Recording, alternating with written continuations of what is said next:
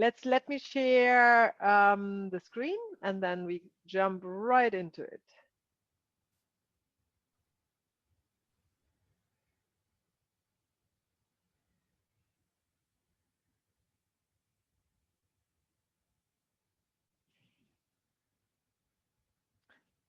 Okay, so module 3 is titled Staying Centered in the Truth.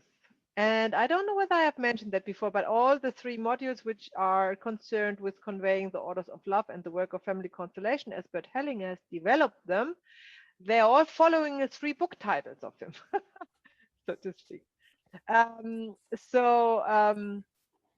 Staying Centered in the Truth is the third book he wrote, and of course in German. It's translated. The first one was Acknowledging What Is, which is which we call the first or the orders of love, and then the second one is Finding What Mends, which is exactly how the module was named, and then the third one is Staying Centered in the Truth.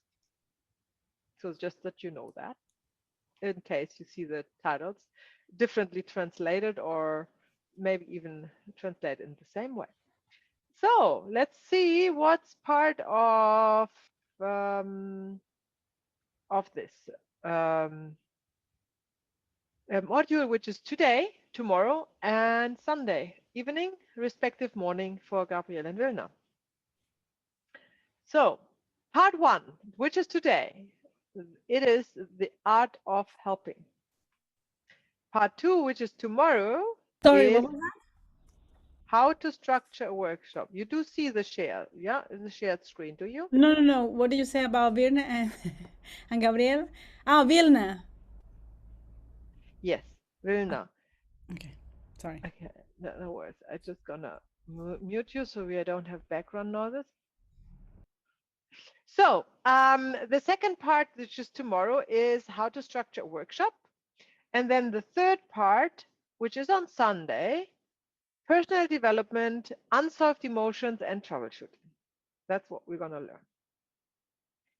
So let's start. The Art of Helping. Also, this is a title of one of Bert Hellinger's books, one of the over 50 he wrote. The Art of Helping is actually a really thick book. It's this thick. It's a hard paper, that thick book. It's like a study book, and you wouldn't believe how much you can talk about helping, the right way to help. And it's as important what you do as how you do it, right? So don't think that the how to is less important than what you do, because the how to is the only way you can actually convey what you want to convey, right? And if the how to, which is the art of helping, is not understood and embraced and put into practice, then you can also not convey the orders of love correctly, and the family constellations would not have the effect they could have. And they wouldn't follow Bert Hellinger's method, obviously. So this is why we spent the whole 3 hours on the art of helping today, which is much less than the book, of course. So I have kind of picked and choose the most important parts that I find in the practice are useful. So when we talk about the art of helping, we talk about serving. I have briefly mentioned that last module.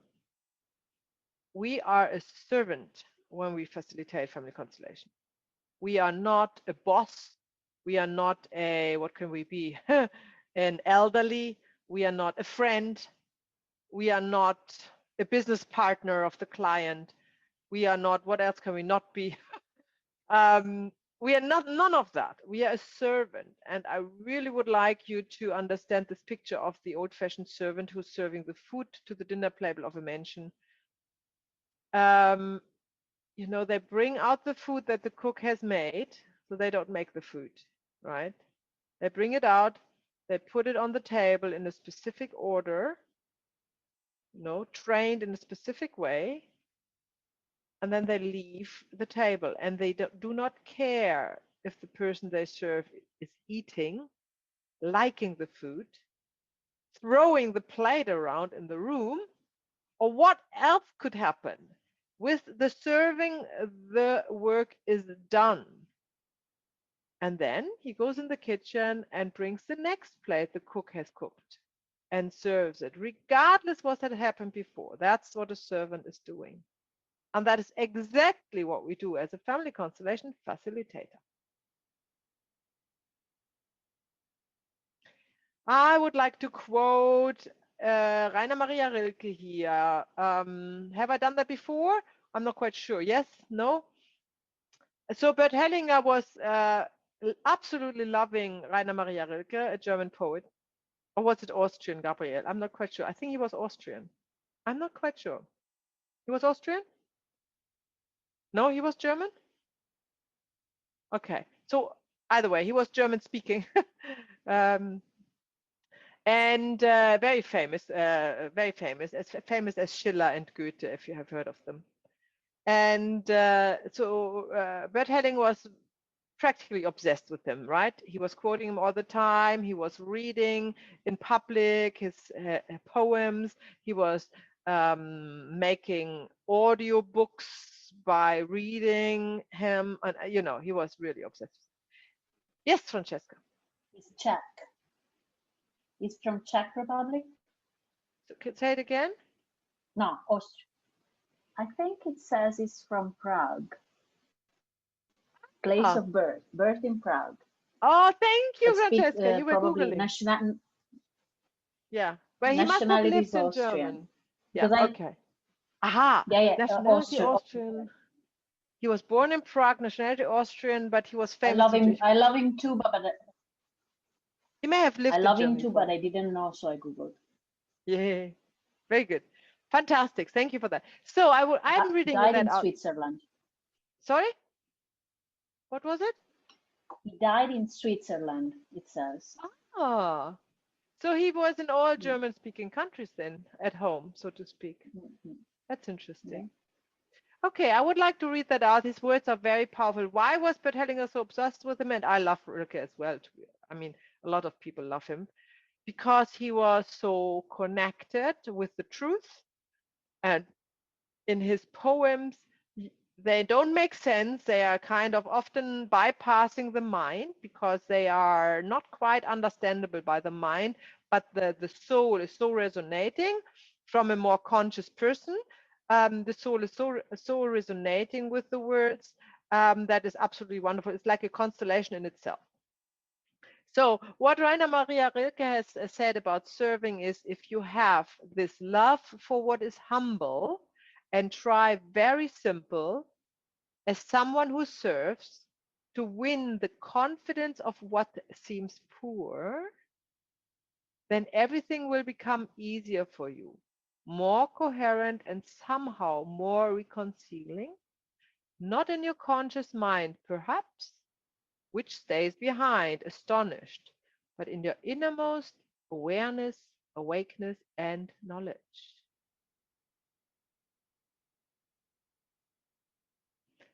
So the words humble, poor, easy are in here, right? Not sophisticated, well-versed, on top of or above anybody, right?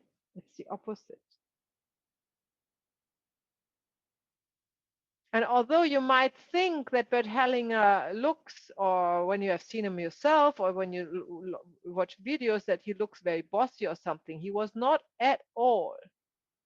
He was very humble, very friendly, very observative, very, very much like a servant, right? He was just, and we learn this today, assertive, right? That is a different thing. He knew his job and he knew how to do it in the right way. That's all. So having said that, that's what we talk about today. The position of the helper, how to lead a client, how to lead a group, What is about group dynamics? Leading the representatives and the use and the change of words in the constellation, as well as, of course, traps to fall into. So now we start with the position of the helper. When you remember in the first module, the first day of the training, when we were looking at the family system, we looked at kind of a hierarchy or tree, an upside down tree, like the ancestors are the branches and the client is the bottom of it, of the tree. Then the right position of the helper is at the same, it's below the client. When you look at the tree below the client, with having the whole tree in the view. So the helper is not serving the client. That's very important information. The helper is serving the family system, where the client is part of. And why is that? Because the morphogenetic field has brought the client to a family constellation that you are facilitating, because it has chosen you as the helper, not the client. The client just thinks it was him or her. But in fact, it was the family system that sent him. And therefore, you don't have only the client in view, you have in the view the whole family system. However, the client is bringing the family system to you, so he is important, right? So he is your most important person in the room,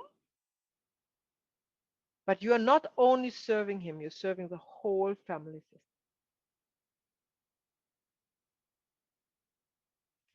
Another quote. I forgot about that. So Bert Hellinger also enlightens us with a very short, a very assuring sentence saying, all you have to do is to place yourself in the position as a facilitator and trust the field to guide you all the way. Right? If that is not humble, then what is? Right? It's very simple, it's very humble, and there's nothing to be proud of. You know? It's just what it is, just what you do. I had recently in a training, somebody asked at the first day of the training, somebody asked me, when I was just mentioning that it's a humble work they are about to, to learn. They cannot believe that you, and I said, and you leave your emotions behind, it's not an emotional work. She said she can't believe that you don't feel happy and proud when you have helped with a family constellation for somebody to solve a problem. What do you think? Would you feel happy about that? Proud, maybe? Yeah. You think you would, but if you do the work correctly, you don't have these feelings. What you feel is a love, an unconditional love for the client, the family system, for the representatives, for for the whole field, for God, actually, for all existence. You feel this unconditional love that it includes you. That's the feeling that you have. It might be, yeah, hang on, Virna. It might be that later on, when you get a feedback that's very positive, that you then think, oh wow, that's cool, I'm very happy for them. That's fine, because you're not in the field anymore. But when we are talking about helping in the family constellation, you are part of the field. And in this field, you have not, or you should not have these emotions, right? Because then you're not connected to the field, right? So while you are facilitating, while you're in a family constellation, while you are facilitating the whole workshop, these emotions have no room. Okay, Werner, you wanted to ask a question. No, I don't have a question. I wanted to say then that fulfillment, that is just unconditional love instead, and we possibly call it happy because it make you feel good that you help that family system to make the love flow. No, I wouldn't say that. No, not in the family constellation. No, you see. So, Darshan, did you had a question or was this nothing? Okay, good. Okay, so let's go into the interesting stuff. How do we do that actually? How do we do that? So first of all, the helpers position him or herself at the bottom of the system next to the client with the whole family system in view. And this is just the way you look at things. That's nothing that you physically do. That happens inside, yeah? The family system always comes first. So when the family system wants something and the client is kind of opposing that, you go with the family system, not with the client, right? Because that's helping, that's the task why the client came, even though the client is probably resisting that. What you do is you connect with your knowledge and experience. Remember the plumber with the toolbox, right? He's got the experience and the toolbox is the knowledge. And somebody is freaking out because the whole house is underwater. Yeah. And for them, this is a drama and they have no idea how to fix it. And then the plumber comes. He doesn't know why there is water. He doesn't know where the leak is. He does not know what the problem is. Yeah. But he knows how to look and he's got the toolbox with him to fix it. And when he leaves, his customer is happy and relieved and almost thinks it's a miracle what the plumber did, and the plumber is just doing his job. He wouldn't be extremely happy about it because this is what he does. And we do that too, right? So that is probably a bitter pill to swallow. The attitude you have as a facilitator is you don't want to achieve anything. So how does that actually work? Right? That seems to be contradictory because you do want to help, right? But that's actually not what we do. The art of helping is not to want to help and not to want to achieve anything. We want to be of service because we don't know what will possibly help this family system. We can't know that, you know. And our perception of what they need or what they not we need is definitely not right because it's just a perception. We have to go with the field and apply our knowledge, right? And if we don't achieve anything, then we don't achieve anything. That is guided, right? And that's exactly what the family system wants. And we don't even need to understand why that possibly can be. Hmm? And this is why I say this is a humble work. It's nothing put you on a stage and make your ego be proud. It's just not. Hmm? And it costs a lot. It comes at a lot of costs, right? Because you go through a lot of stuff yourself in personal development, and then you are facing a lot of stuff from the people you work with. It's not the easiest work you can have, right?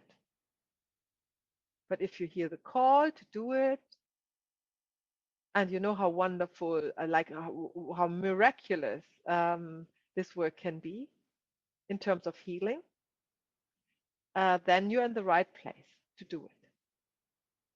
You have no desire to help. And you have to work on that. If you feel the desire to help, go to the SPCA. There you can help, okay? You can help cleaning the food bowls, and you can help to wipe the kennels cleaner. You can help there. But the art of helping is not to have the desire to help. You do a job like a plumber. Such simple job it is.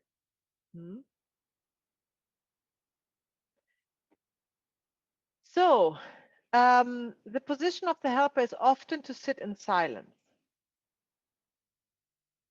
because you want to sit and receive information from the morphogenetic field. Yeah, it is not the position of the helper in family constellation is not the one who advises anything, right? We are not advising a client. That's the work of a lawyer or a doctor or something. It's not the family constellation facilitator. We are not advising anything. So the most important tool in your toolbox is to learn to sit and wait in silence without any discomfort and any urge to help and any urge to want to achieve anything. And wait for the morphogenetic field to reveal the information needed. Either because the client is talking about it, or because you feel it or you hear it inwardly, or you get other hints. You can only receive it in silence. This is when you see by telling us constellations. There are not many on YouTube. I tried to find some and put them online. I will talk about that in a while. Then if you have that, if you see that, he is always sitting next to the client and waits. And he's not waiting necessarily for the client to talk. No, he's connecting to the morphic field, to the family system, and waits what insights he gets. Some constellations are really silent. Sometimes a client doesn't want to talk about anything, and that's fine. They don't need to say, they don't need to talk about the issue. The facilitator who's connected to the family system will get the information from the system themselves.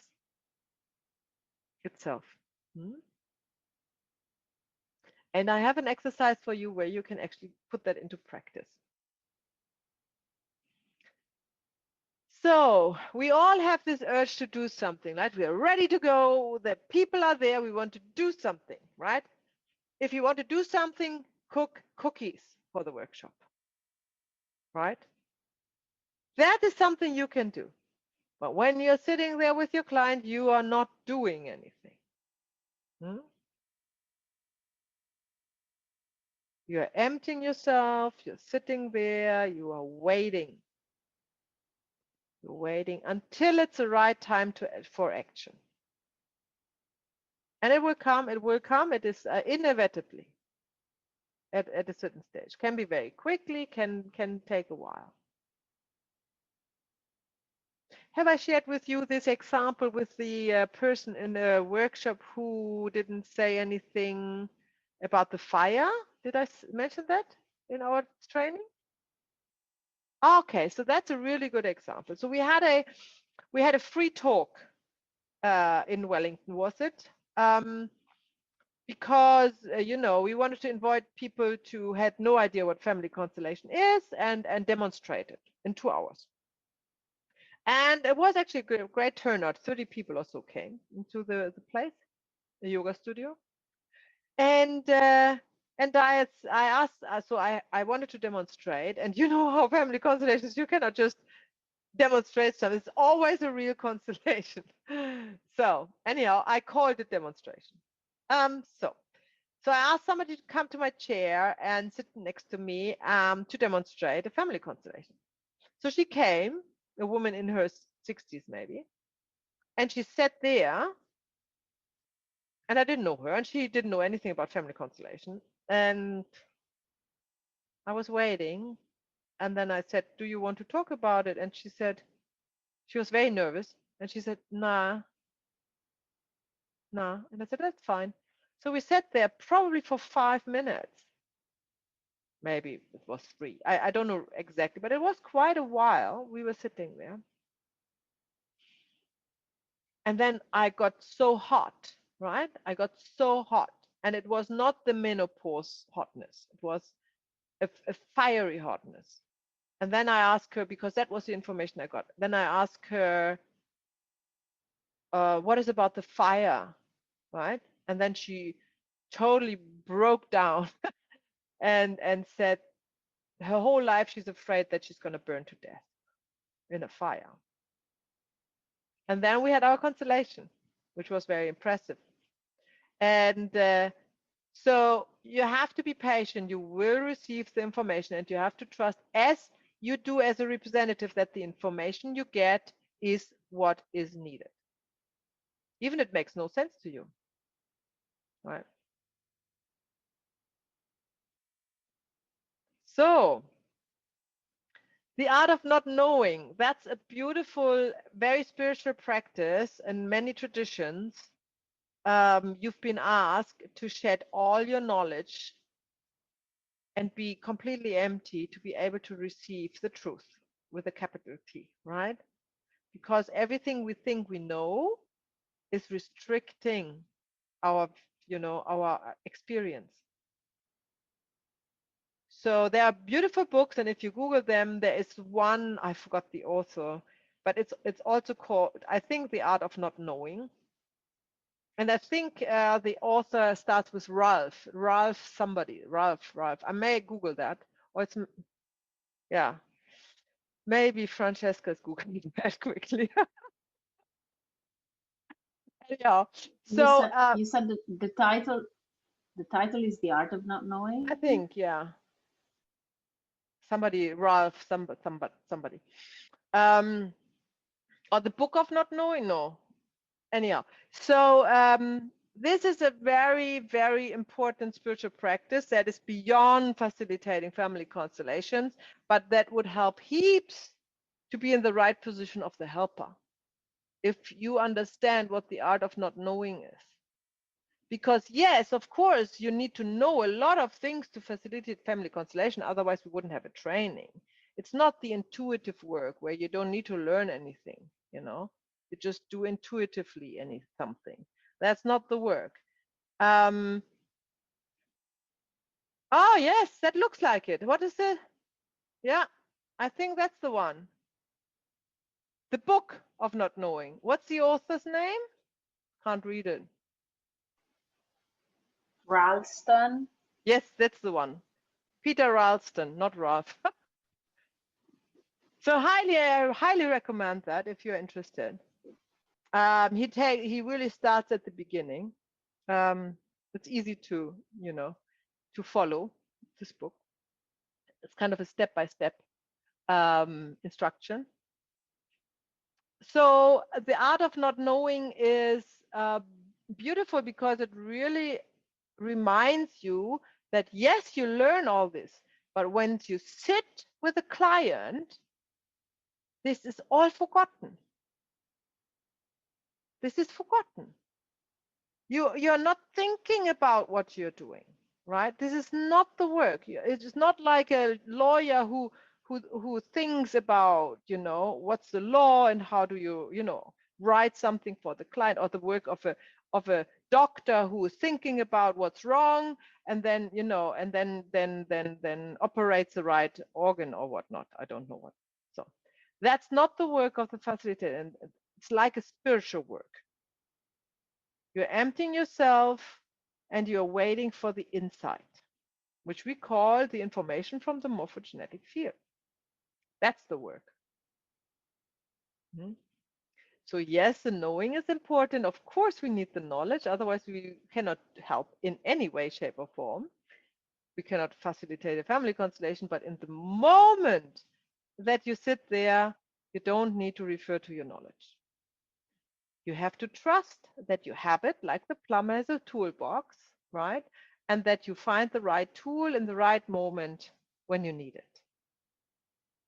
So you're not mapping out the constellation for the client, you know? And of course, we will practice that, how that goes. What is also important with the art of not knowing is that what you really need to know, if you need to know, you only need to know the next step. That's the only important knowledge you need. You need to know the next step.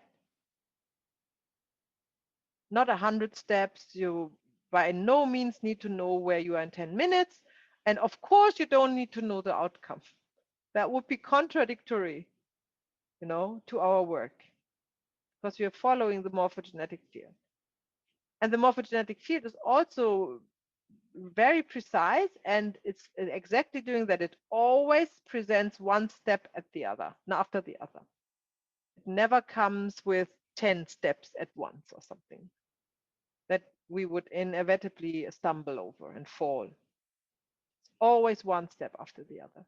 So you always only need to look for the next step. This is why this work is so accessible. Right? You don't need to be special to do the work. Just you need to learn it properly, and especially embrace the position of the helper in the teach, like Bert Hellinger is requiring it and teaching. So if you are in the position of the helper and you kind of feel the need of support, then you can ask your teachers for support. That's a beautiful tradition in many spiritual traditions, in many yogic traditions and others, that you have your teachers kind of with you. Some have photos of them, like that's more a guru thing, right? Photos of them on a shrine, and others, they place empty chairs behind themselves. So I have seen a colleague, I don't know, Gabriel, if you remember them. I think we were there together. I'm not quite sure. Also is a student who was starting to facilitate, and I think it was a man, he put 2 empty chairs behind his chair and wanted representing for Bert and Sophie Hellinger to be there. I found it a bit spooky. I wouldn't do that, and I wouldn't recommend it. I think the energy is quite weird with these 2 chairs behind. But everybody has some ideas how to call on the support of the teachers, and that you can also do that you just have that in mind. You just have that in mind and ask for help, just like with a please. Please help me. Please be with me. Please tell me what to do, or show me what to do. Something like that. So. Questions to that before we go to leading the client? Any questions what we just discussed? Maybe you unmute everyone, and then we see if there's anything to talk about.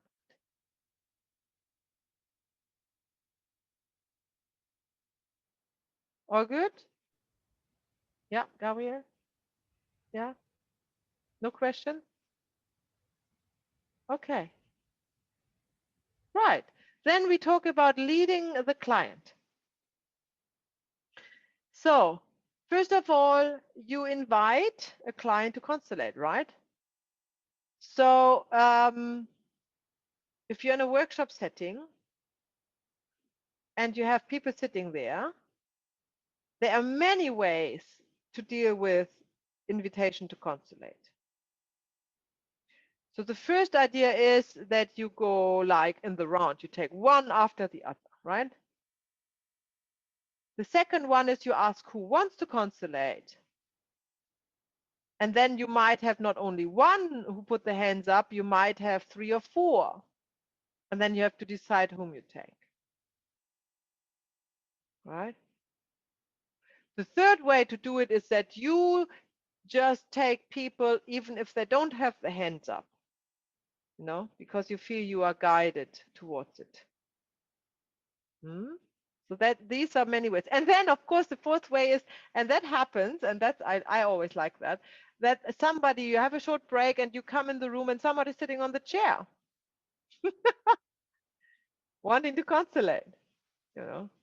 And that's good because there's a great urge to do something.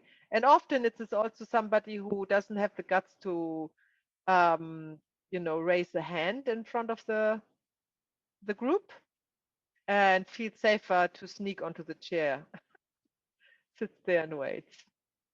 So there are lots of ways to deal with it. So now the question is there a good way, a better way, a not so good way?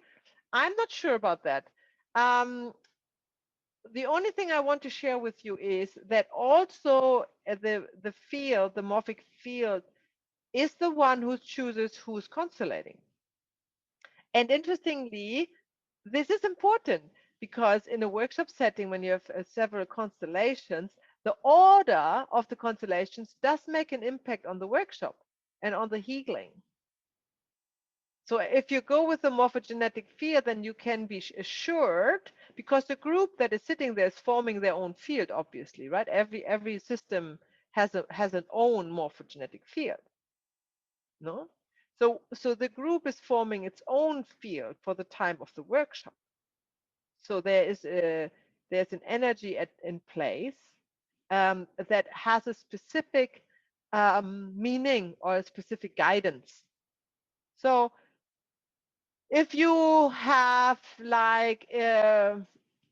if you want to if you are worried that you run out of time, that a client doesn't get a constellation, and you want to control the outcome of the workshop more, so you make a plan who comes in which order and how much time they have and everything else, you are missing the chance to be led by the field, right?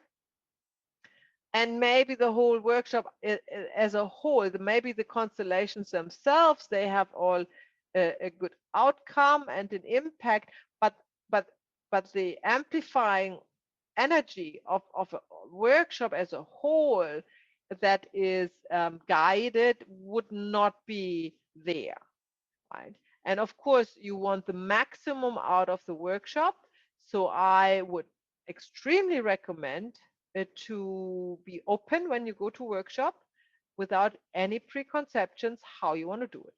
So I can briefly explain how Bert Hellinger did that. Bert Hellinger had a bit of a different situation because most of the workshops that he was facilitating, he had far more in the people in the audience that he could ever constellate, right?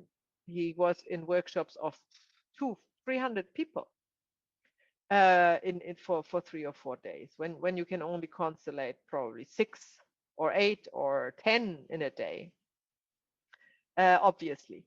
So how does that work? He sometimes asked to raise a hand, but most often he was choosing somebody from the audience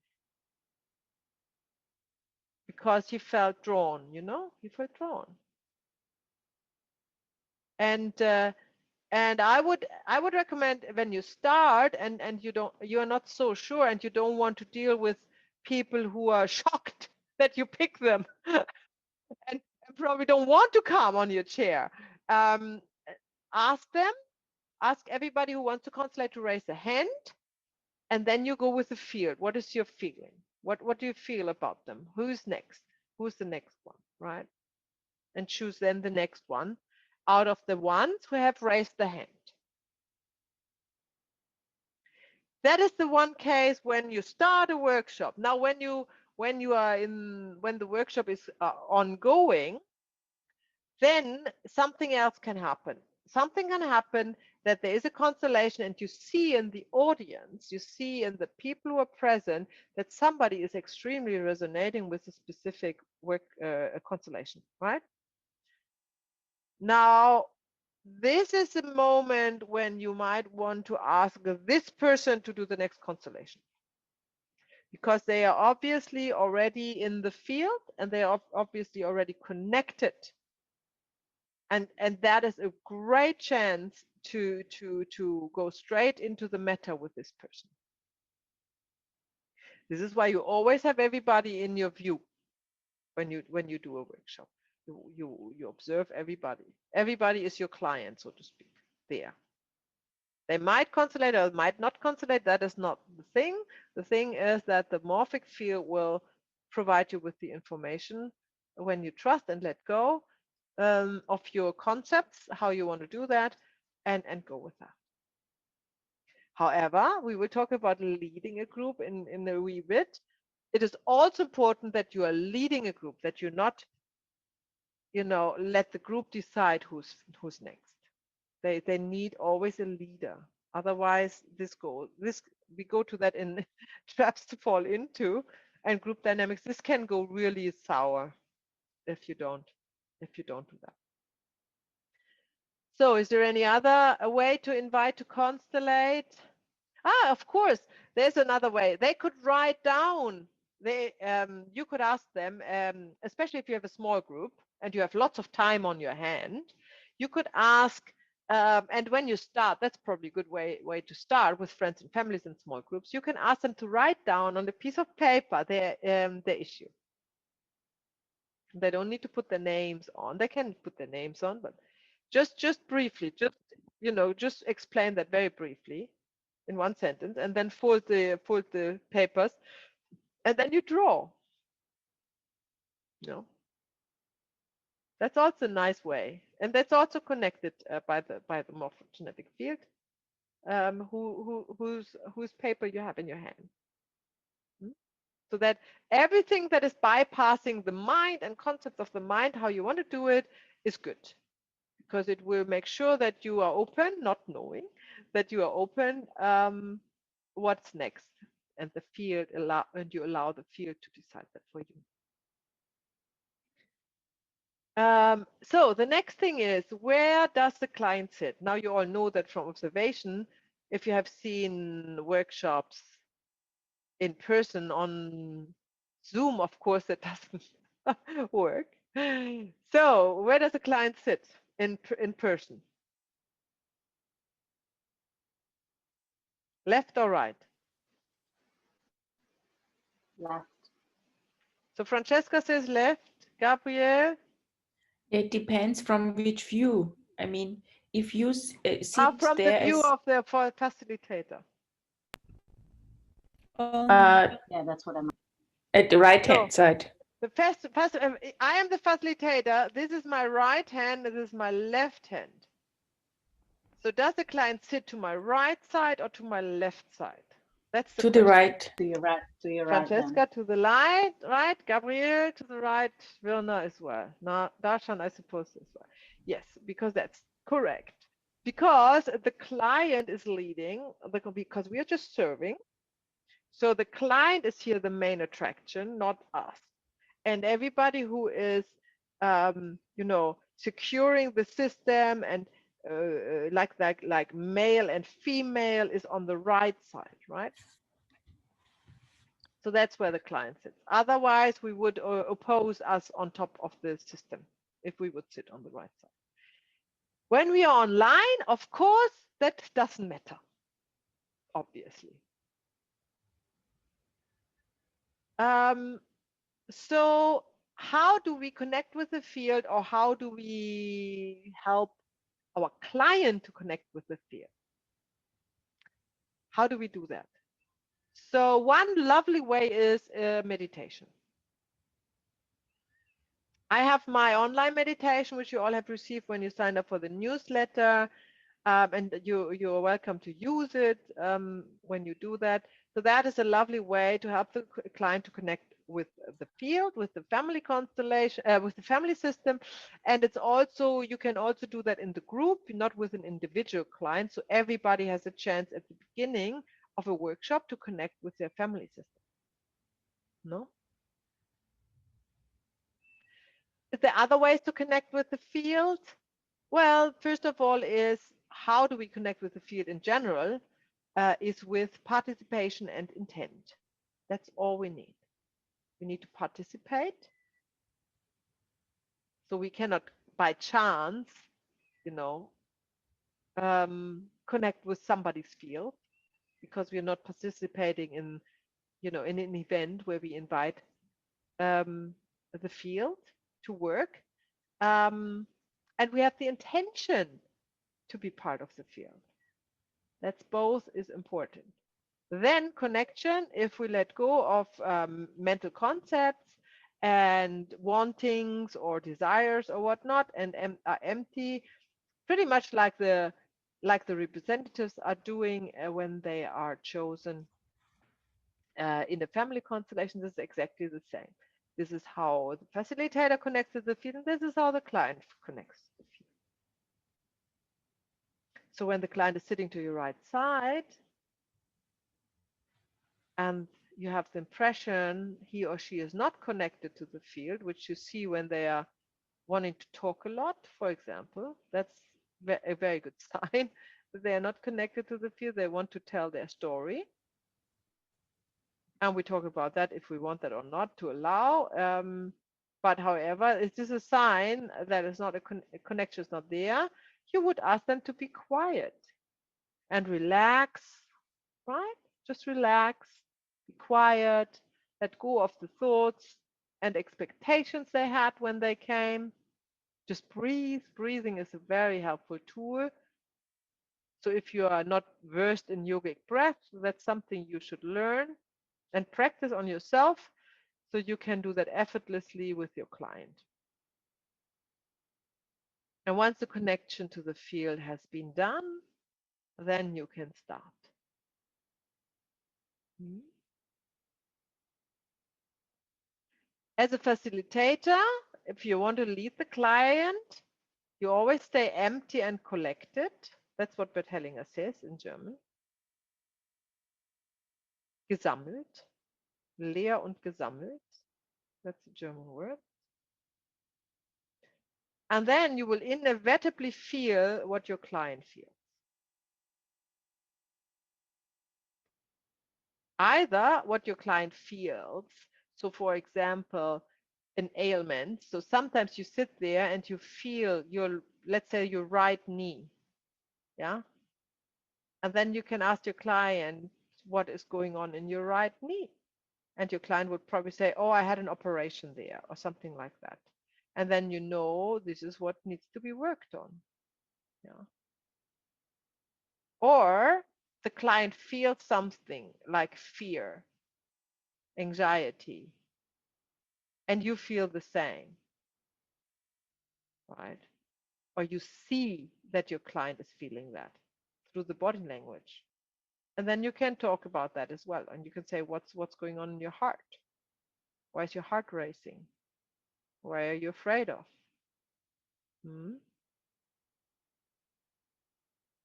And this all is accessible when you stay empty and collected.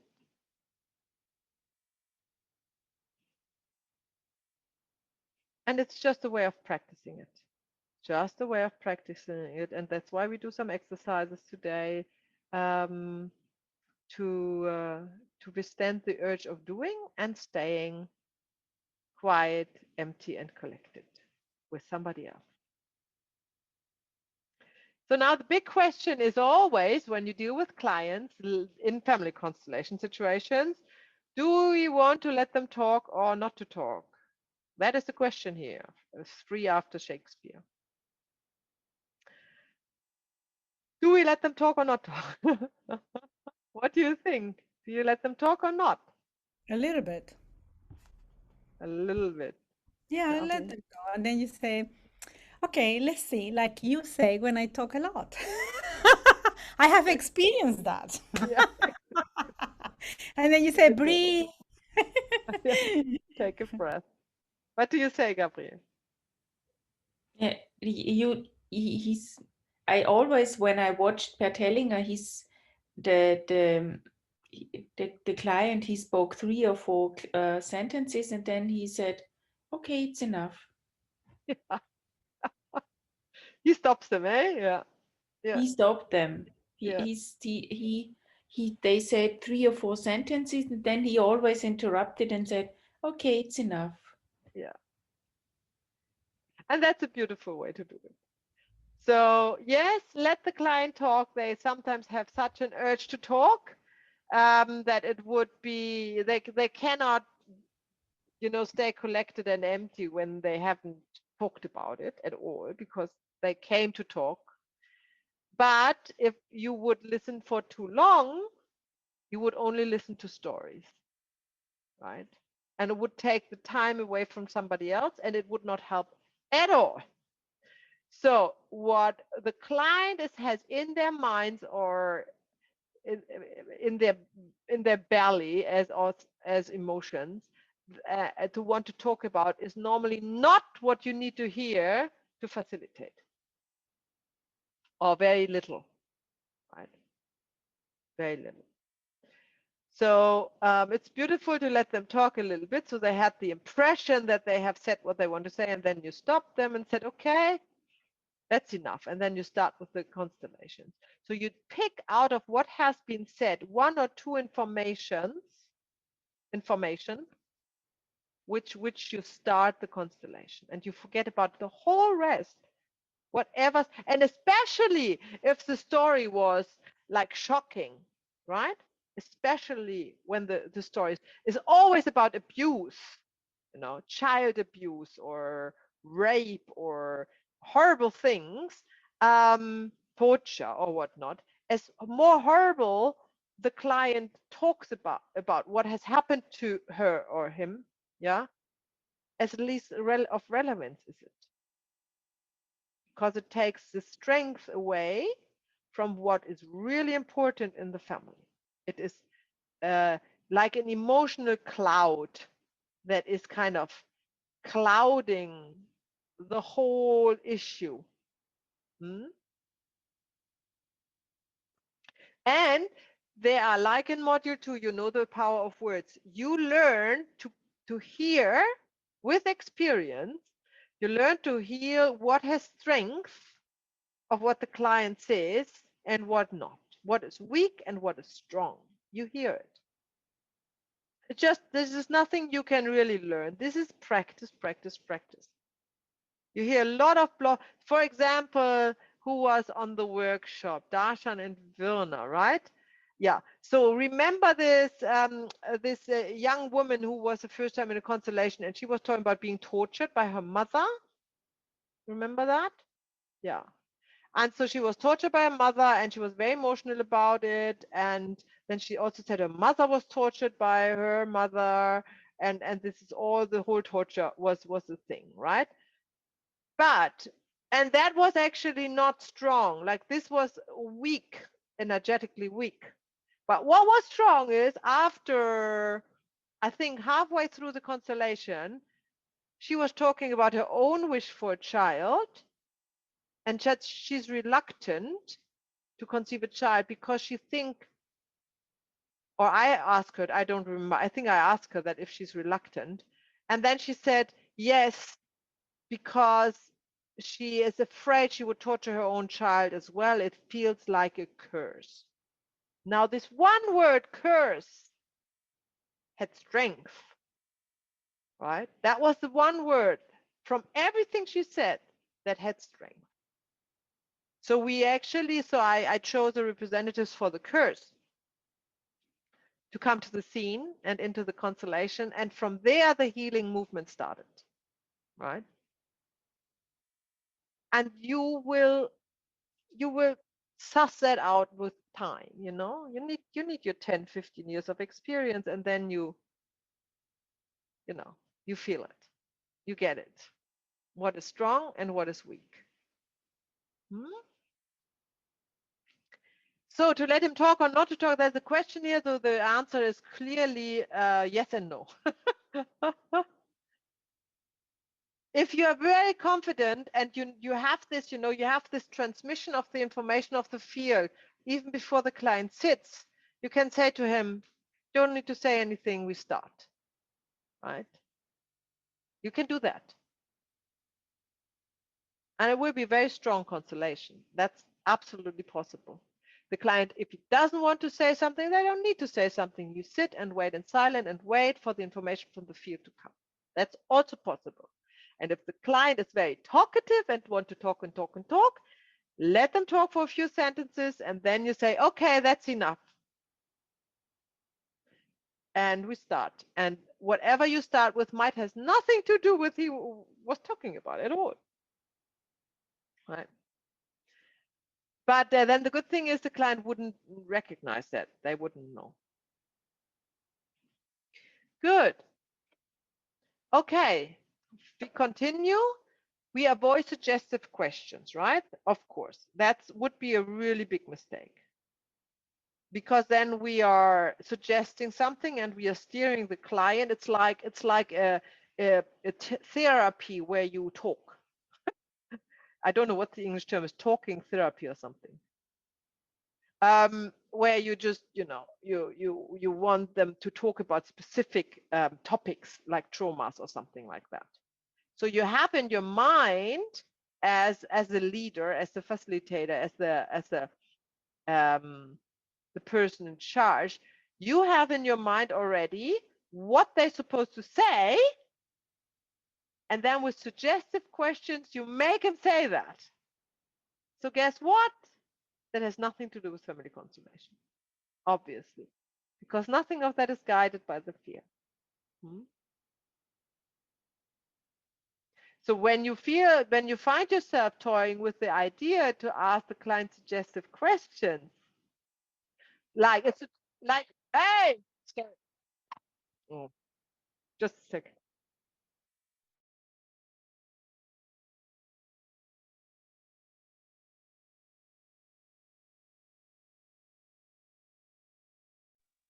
So what is the suggestive question is when you would say to your client, was it not your mother that had tortured the sister? No, that's a suggestive question. Or anything in this direction. So you have in your mind already what they should say, and then you want to sneak it out of them, right? That's not family constellation. Because you don't have anything in your mind. You are empty and connected. And that's all you want to be, and that's all you need to be. So when you're leading the client, you are neither an authority nor a friend. Does this sound weird to you? No? It's clear? Yeah. Because you're not an authority in their family system. You can't be, you know. You have no idea what the family system is about and what's going on there and what they went through. And so you're not an authority in this regard. And of course, you're not a friend because a friend cannot really help. It's not objective enough. Because the friend definitely has a desire to help and to do something. No? That's normally what friends want to do. So what are we doing with difficult clients? Now here's the trick. You can imagine your client as a 4 or 5-year-old child. Imagine the client sits next to you and starts to kind of behave in any way, shape, or form inappropriate. Yeah, tries to trigger you, or or does something rude, or says something rude, or anything that is not what you would like him to do or what you would expect, and something that you consider to be difficult. Then you can either show him the way out. Of course, if it's extreme, you would show them the way out, of course. But if it's not extreme and you want to work with the client, then you can just imagine the client as a 4 or 5-year-old child. Just throwing a tantrum, that's all it is. And just by you reacting like this, it's like taking the wind out of the sail of a sailing boat. Because there's no resistance in you. And if there's no resistance in you, that will just stop. Have you ever seen children throwing tantrums in a shop or something like that? And then how the mother is so embarrassed and tries to, reason the child and things. And so, but if nobody would actually look at it, they would stop. the child would stop to throw a tantrum, because that's the whole meaning of it, is that people looking at him, and including the mother and the shop owner and other people shopping, right? So sometimes when you work with a client, you feel a resistance in the client. So most of the clients obviously open and grateful and want you to be there with them, and they want you to do your thing, to get out of a stuck pattern or get healing or something like that, be more happy and free. But sometimes in the odd occasion, you feel a resistance in the client. And that is often somebody who comes to the workshop because of a friend. So that happens often. Somebody is very impressed by family constellation, got some healing, and is really excited, and talks about it with friends, and they have no idea what he's talking about. And then the client feels really lonely in his peer group because nobody gets it, and feels this urge to get them to come to a workshop too, to experience that, because they just assume they would have the same experience. Well, guess what? They wouldn't. Because if they would be really drawn to the work, they would come from in their own terms. But sometimes the friend comes just because um, they want to please you. They want to please. They want to please the friend. Let's put it that way. And then he sits there next to you, and you should facilitate. And yeah, and what happens is you feel this resistance. And to learn what to do with this is also leading the client, basically. So what is in the way is also, why are you laughing, Fiona? Because I did it. I've done it. Yeah, I invited Doela, right? yes, And yes, Doela was exactly. like, and she was distracted, and I was like, oh Yeah, my God, behaving yeah, like a yeah, child, in my concept, of course. yeah, Why yeah, she's yeah, not concentrated? Why she's not appreciating this? And yeah, when she told me later on, yeah, yeah, when it was my constellation, I didn't want to choose you because as a friend, you know a lot about me. And I yeah, said, when you know about constellation, you will know that if you are connected to the field, it's nothing to do with what I know. yeah, exactly. So, and then I said, and next time you come to a constellation, you need to be connected. You can't be distracted looking to the window and talking to other people because then you're not doing the workshop. That's a good example. Although, did she not get a constellation at the end? She did. She did. And I think it was quite strong. Yes. Yeah. It Mm, was certainly unexpected for her, yeah. wasn't it? Yeah.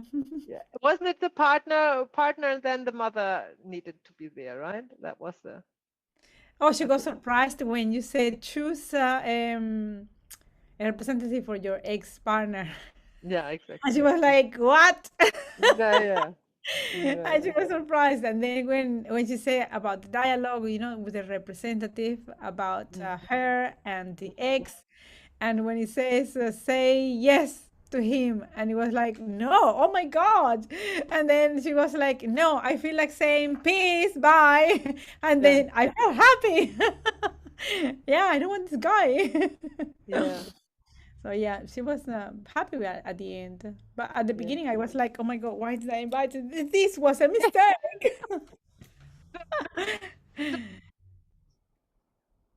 So people, but don't expect too much of them, right? Don't expect that they were anywhere have the same experience as you once had when your first constellation. But however, also this instance, be sure that the morphogenetic field has guided her to come, because otherwise there are so many people has been invited by so many friends who never come because they're not making it, and that's okay, because that would have no benefit for them. But the people who come, even if you feel the resistance of the client, and that's what I want to get at, they are there because they're meant to be there, even if they resist. So At you the just, airport, I was talking to a girl. I went into a shop and she asked me what I was doing there. yeah, Oh, I came here to do a workshop. Oh, what's out the workshop? And she was yeah, interested. And I talked about the workshop, what we did, what happened, and it's so fascinating that I love it. Oh, what's the name? And then let me give me a paper and I write it for you. see, And I thought the same. If she's interested, she's going to be, guided. Oh, yeah, I'm interested, Yeah. yeah, So I exactly, said to her, at the end of the month, there is another workshop. If you yeah, like to participate, yeah. yeah, it's online and it's as good as being in person. Yeah, yeah. See, exactly. So this is also a matter of being guided. So when you feel the resistance of the client and you can't really deal with it, you feel uncomfortable, let's put it, that is your own expectations. That's what I want to say. Yeah? Because your expectations that everybody who sits next to you is in awe and loves family constellation and is open and that's your expectation. But if somebody is not in this place, that's okay. There are reasons for that, but that is still a reason why they are there.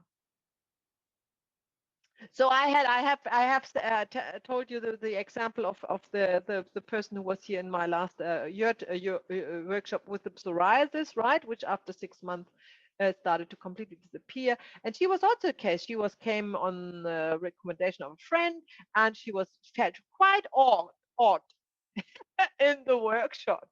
And but then, she had this healing, and she comes back for one-on-ones, and we go through all her little things, and they all heal. And then she said to me, then I said to her, you can come to the workshop. And then she said to me, oh, I don't know. I'm not sure. She wasn't sure about the work. Still, she wasn't sure about the workshop.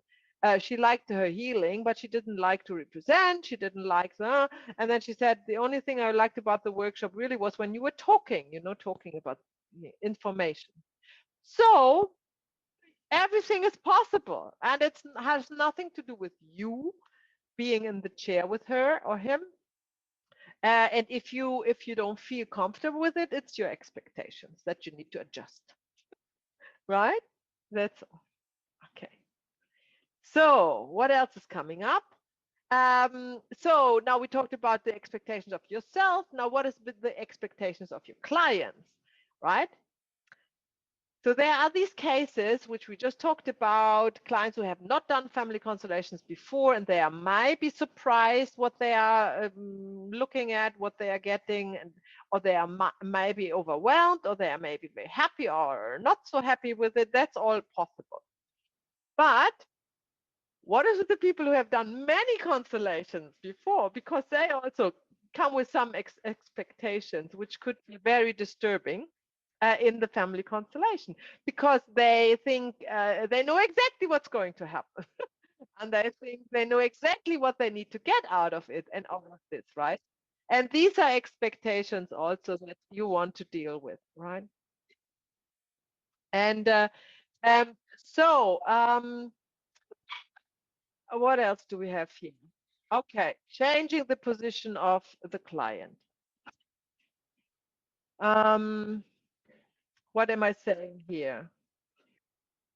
So you may want to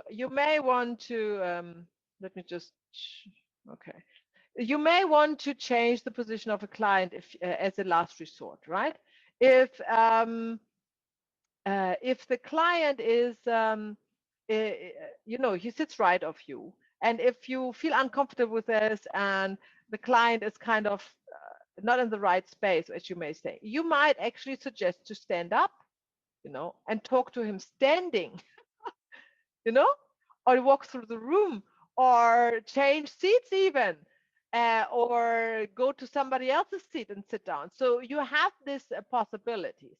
Also, when changing the position of the client is important during the workshop, sometimes when you want him to see what's going on.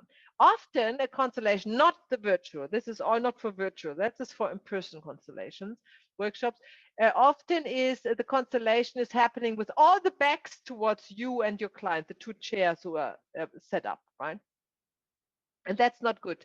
So you as a facilitator, you get up, you look from all sides, obviously, but often the client sits on this chair and doesn't see anything. Now, of course, you can say, okay, that's all guided by the field. They're not meant to see it, which is fine. Or you can suggest to the client to go and sit on somebody's chair who's representing, who is, so the chair is available, where they actually could see the faces of the people who are constellating, right? So you have these options. I just want to say you have these options. And when you suggest to the client, why don't you sit on this chair and have a look? And they say, no, I'm good here. Then you know the field doesn't want him to see what exactly is going on. And as you know, that doesn't matter if he sees it or not. Yeah. Because he's represented in the family constellation and it will have effect regardless. You know, if he's taking part or not visually. So you can also constellate for absent clients. I don't know whether you know that, but if you have the permission, like if you talk to somebody and say, I can't come or I don't want to come to the workshop, but it would be lovely if you could constellate for me, then you can do that. So the chair next to you would be empty. But everything else is the same. Everything else, whole constellation is the same. Just that the chair is empty, and you might talk to the other people who are present that you are doing a constellation for an absent client. And you might share the issue or even not. Maybe even don't share it. Feel free to experiment during a constellation. You know, you're always leading the client, and everything is allowed, so to speak, to achieve that goal. You know. So whatever you think is necessary. If you want to suggest a client to step out, go in front, go out the door, and let the constellation finish without the client, that would, you know, if you've been guided to do that, then do that. No, there is no do's or don'ts. Of course, everything has to be done with the agreement of the client and never forced on him or her. Like you're just feeling, you would ask, how probably would you like to go out the door and take some steps outside while we continue? And then the client would say, yes, I think I would like that. If the client would say, no, no, no, I don't, then don't send him out out of the door, right? So be always careful also with your client. Like that's my style. I mean, there are more autocratic styles, but I wouldn't oppose my ideas on anybody and anyhow, because in the end these are ideas, right? So we are coming to the exercise finally before we have the break. So how does this work? We are doing an exercise how to lead the client. So I'm going to make a breakout room, so you are in a group of twos, yeah. And one is the helper and the other one is representing a client, yeah. And then you would practice waiting and silent for 1 minute. I will time it and send you a chat when you're finished. So you would sit with your partner, who's your client, for 1 minute without saying anything. You also don't need to look in the eyes. That's not a prerequisite, right? You just sit together, and you, as the facilitator, you're sitting for 1 minute and see if you can be completely empty and comfortable and don't look for anything.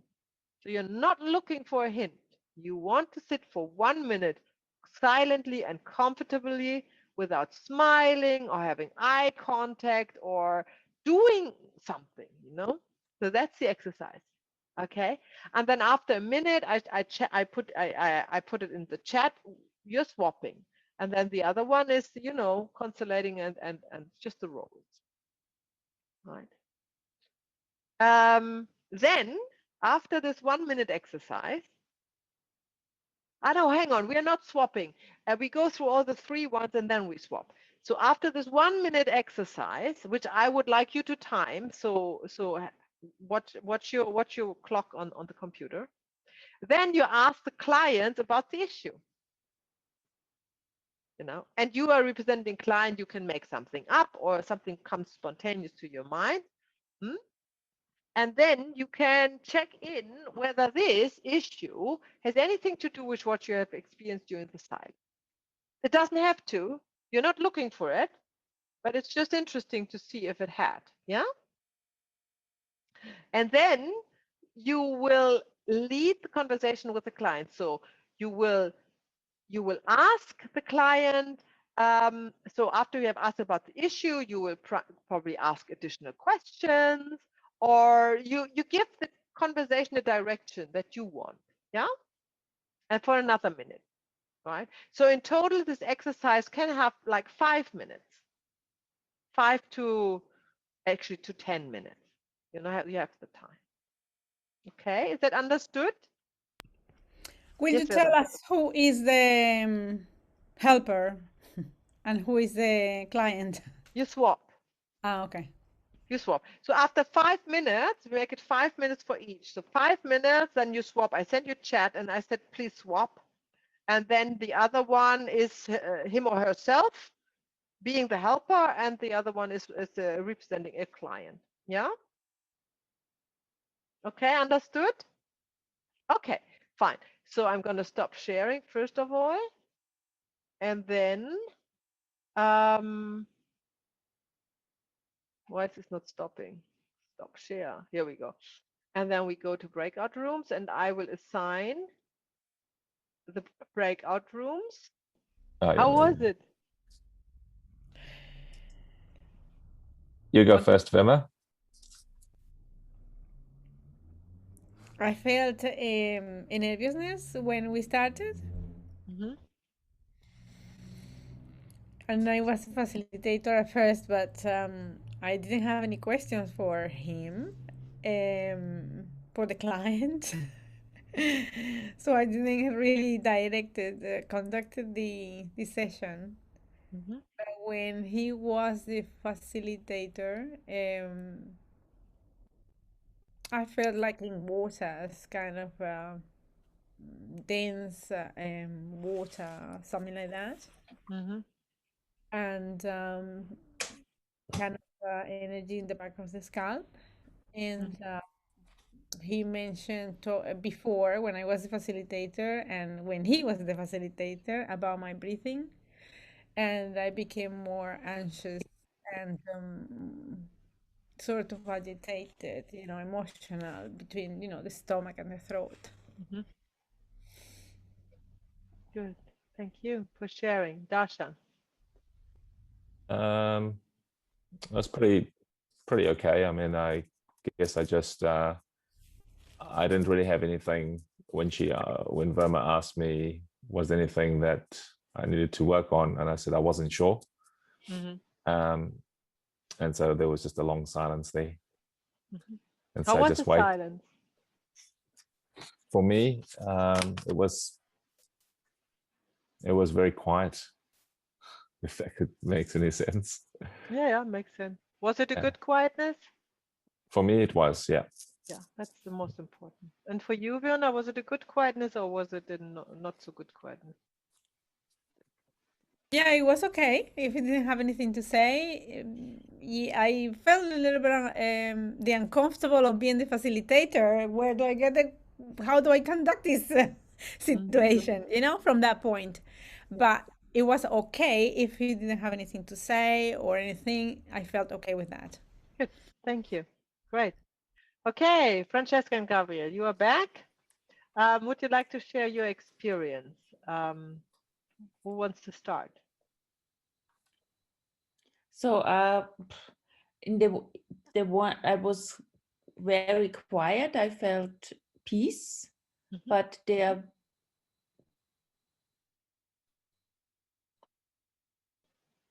issue I have it's not something there is not something strong popped up, but my problem is my weight. I want to lose weight, Mhm. but it's not nothing.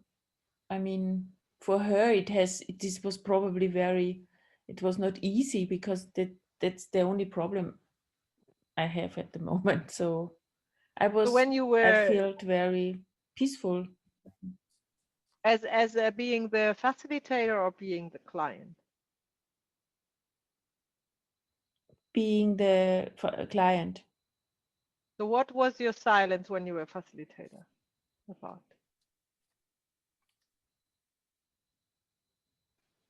What are you talking to? Mm, I felt also, I felt also peaceful. So Yeah. Hmm. Good. in both Both roles. Good. both sides. Yeah. Okay, that's good. But I've Yeah. it's a short time. It's just like stress a little bit, like because it's this is too short for me. It was too short. To do what? Yeah,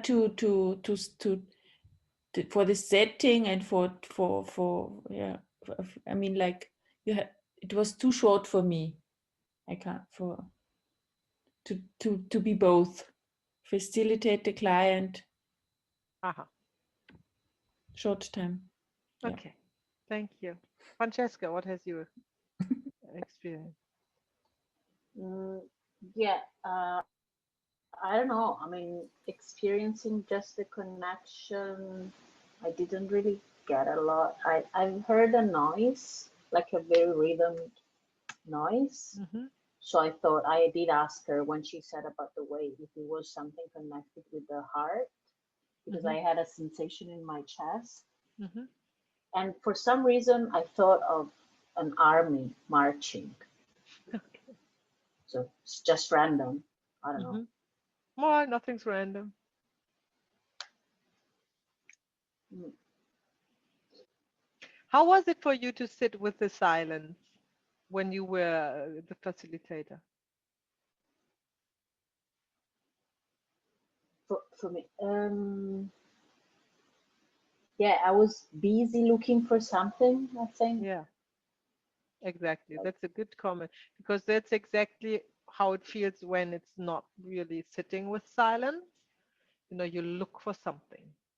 mm, Yeah. And it's good that you recognize it, that you're aware of it. Mhm. yeah. So this is an exercise that shows you where you are at.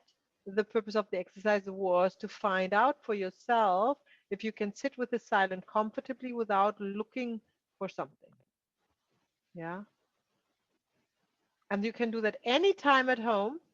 You can always practice that, just sitting silent and not looking for anything to do or to think or to feel. No. And time it and see how long you can sit until you eventually, you know, are, are looking for something. Hmm? Okay. Birna, are you all right? No.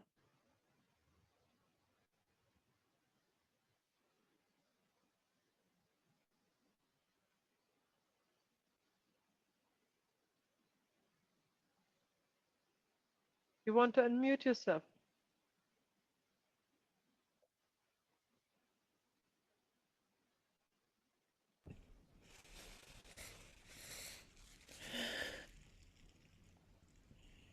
What came up for you?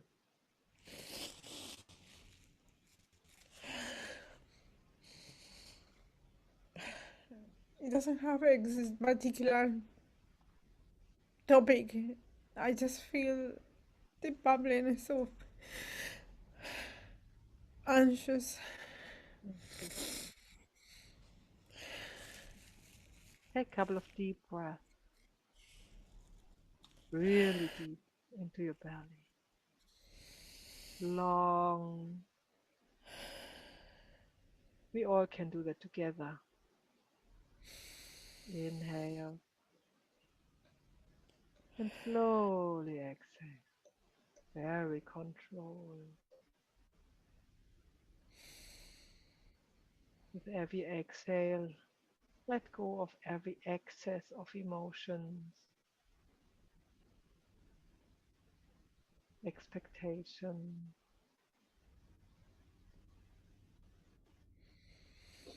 With every inhale, breathe in presence, awareness, holiness.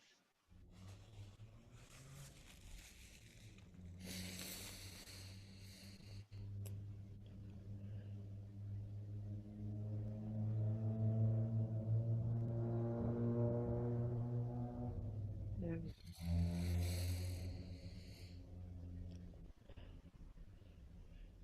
very.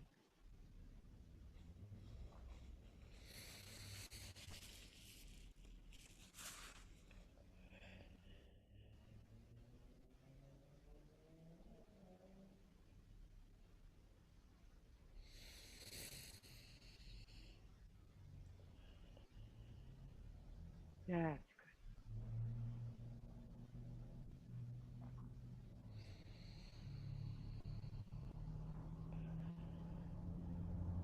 yes.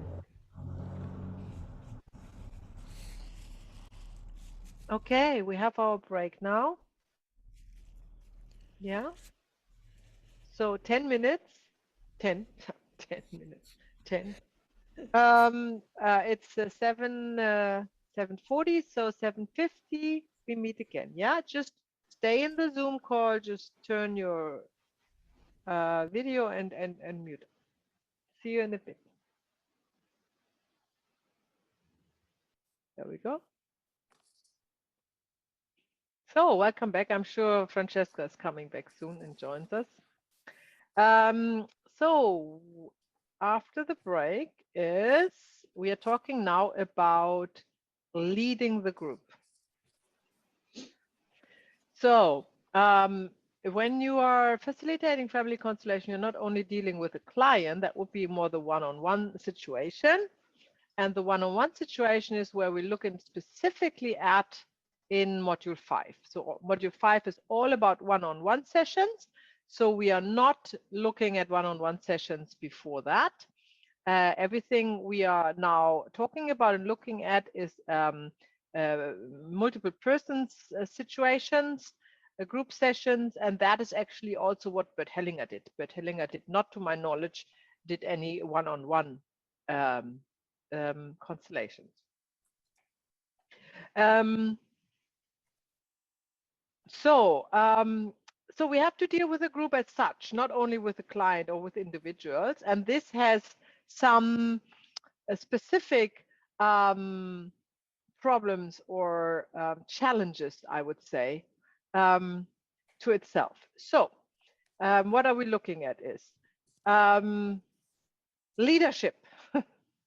When you have a group, you know you have a pack. You know what a pack is? A group of wolves is a pack. No, I'm a great lover of dogs, and I have 5 dogs of my own, and that's a pack. And I also have foster dogs, up to 4 foster dogs. So, and you know, you have to lead the pack. And I have gained a lot of wisdom out of the interaction with my dogs, and they are my gurus, you know, my teachers in most things. And one very important lesson you can learn is how to lead a group, considering the group to be a pack. So look at a pack leader. What do they have? They have the trust of the pack to do the right decision. That means you have to be confident, not arrogant. Yeah. Then a pack leader has the oversight to step in when the pack needs order. Yeah.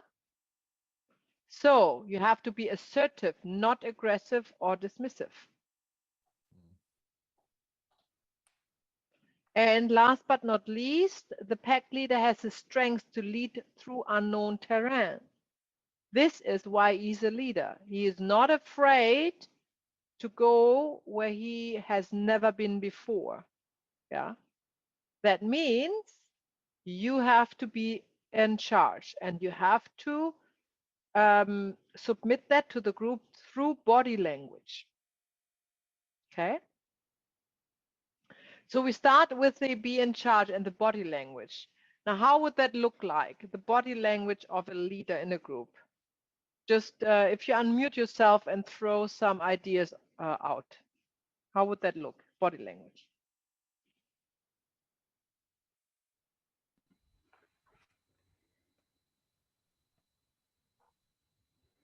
What do you If you think? cross your legs, What is then? it doesn't help you. You close your body for.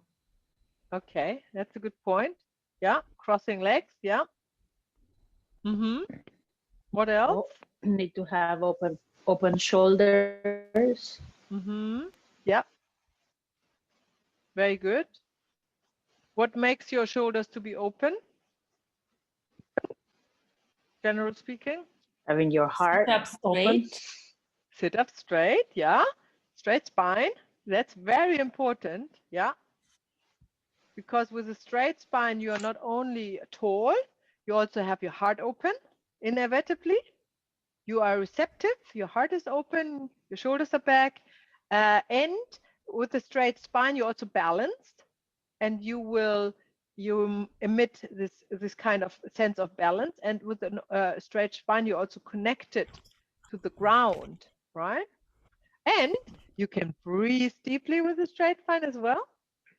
So a straight spine is probably the one most important thing where the body language of a leader.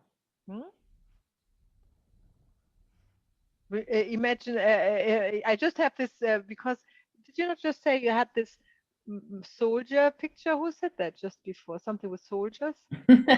Francesca said it. What did you say? Francesca. I Francesca did said it.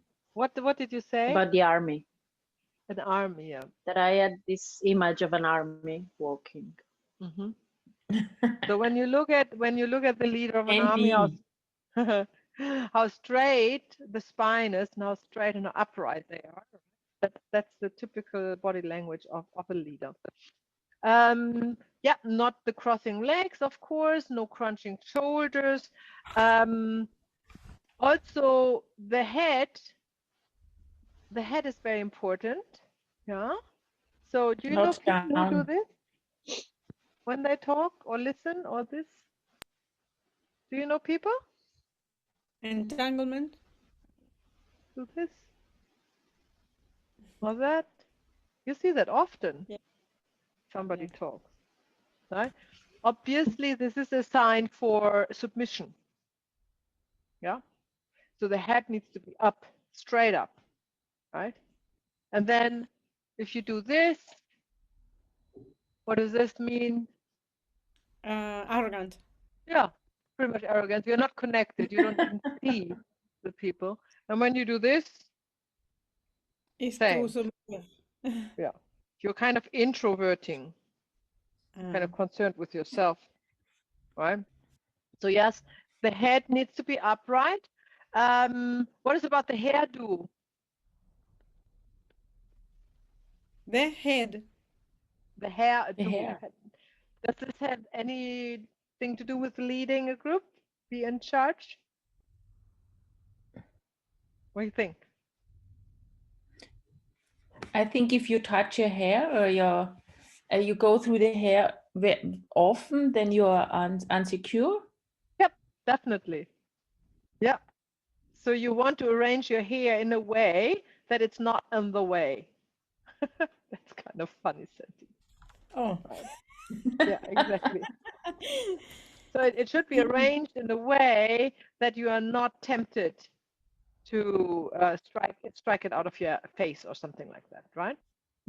That's a good point because that's really important.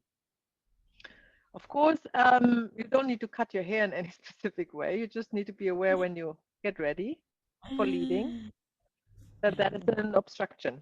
The same is with friggling around with anything. Friggling around is a body language that is not good for a leader, right? Or tapping with the foot down, or doing this, or anything like this, obviously, is a sign of not being in charge.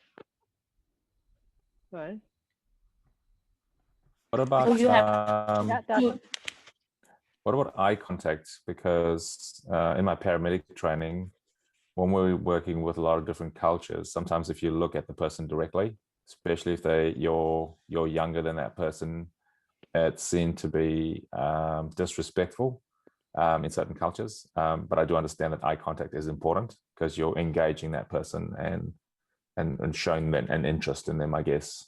What are your thoughts around that? I love this because a dog, you're talking about a pack here, what does a submissive dog do? Do you know that? Looks down. It looks sideways. So it never looks the leader in the eyes. It looks sideways. It just avoiding the eye contact. It looks like straight to the side of the leader. That's what the dog does. Exactly from this, because it would be offensive to look straight in the eyes. And guess what? In family constellation, when you sit next to your client, you don't look in the eyes. You don't. But Hellinger often looks straight ahead. You see that in lots of videos. And then sometimes he turns around and watches the client. But as soon as the client looks in the eyes, then he starts to talk.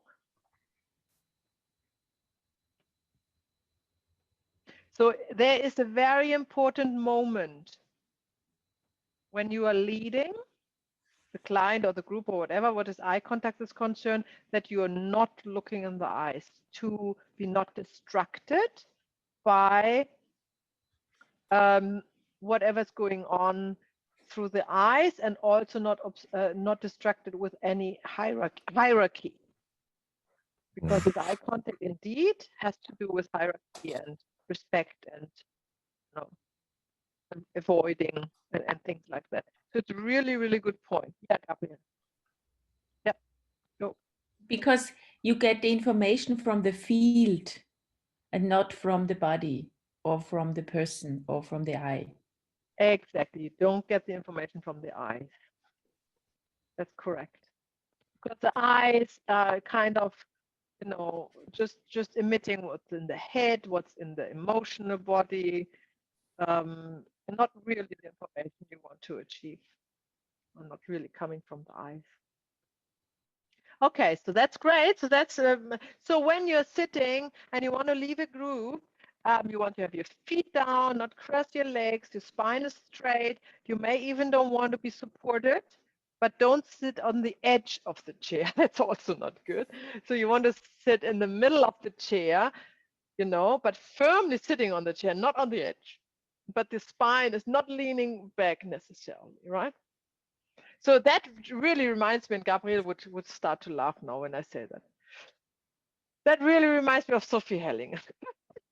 She sometimes flops so back in the chair when she is in family constellations leading.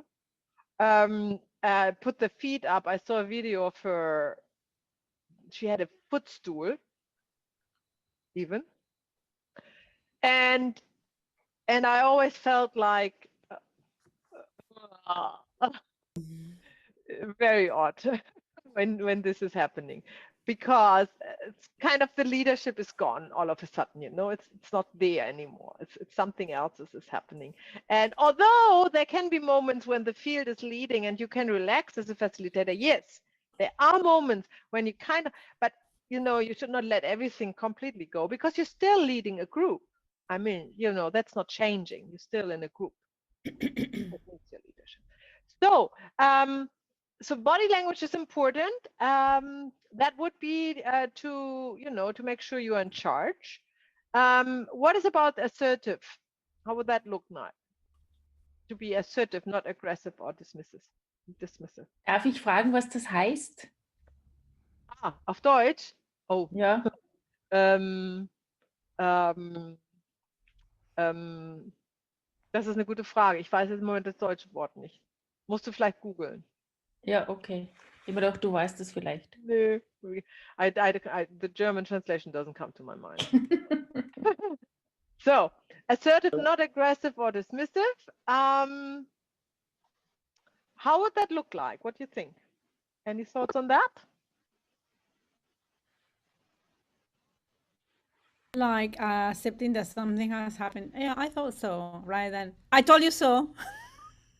I guess. Okay, yeah, that's the point. Yep. Yep.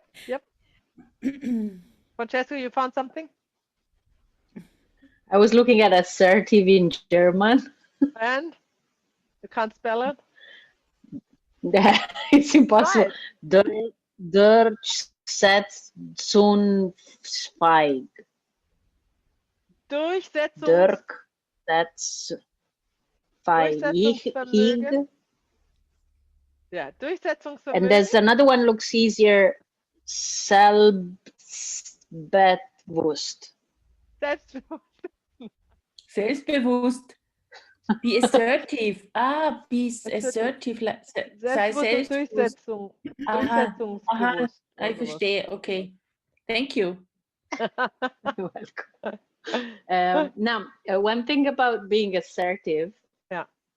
I don't know if it makes sense in here, but I work with disabled special needs kids, and most of the times with them, being assertive means lowering the tone of my voice. Yeah. And slowing down. Yeah.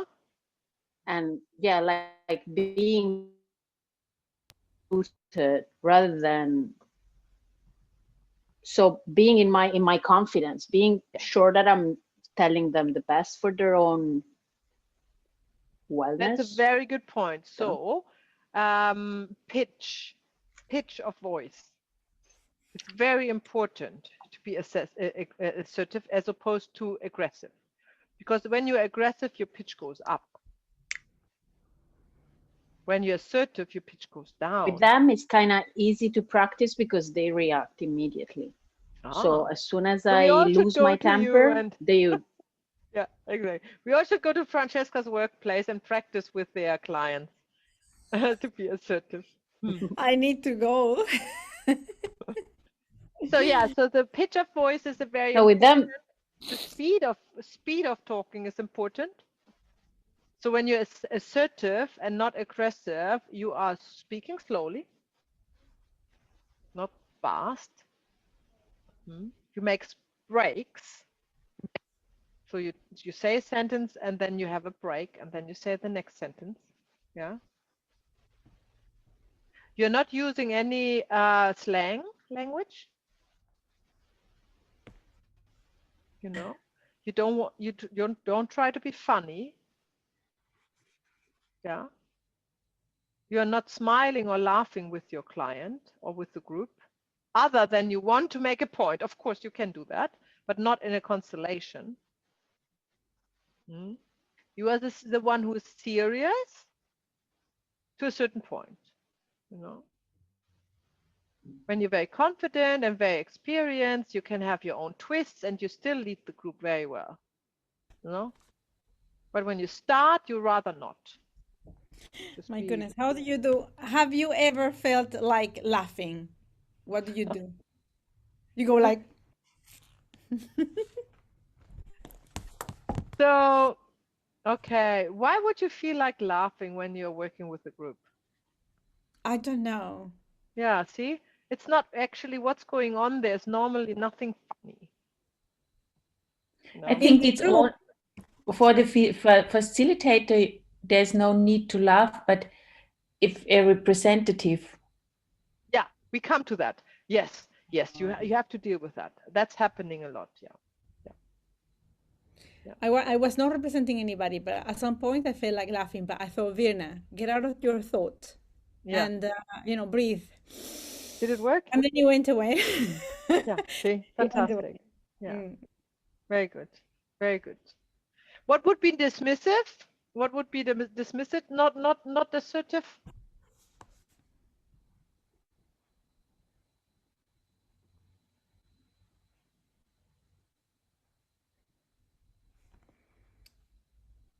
Any example that comes to your mind?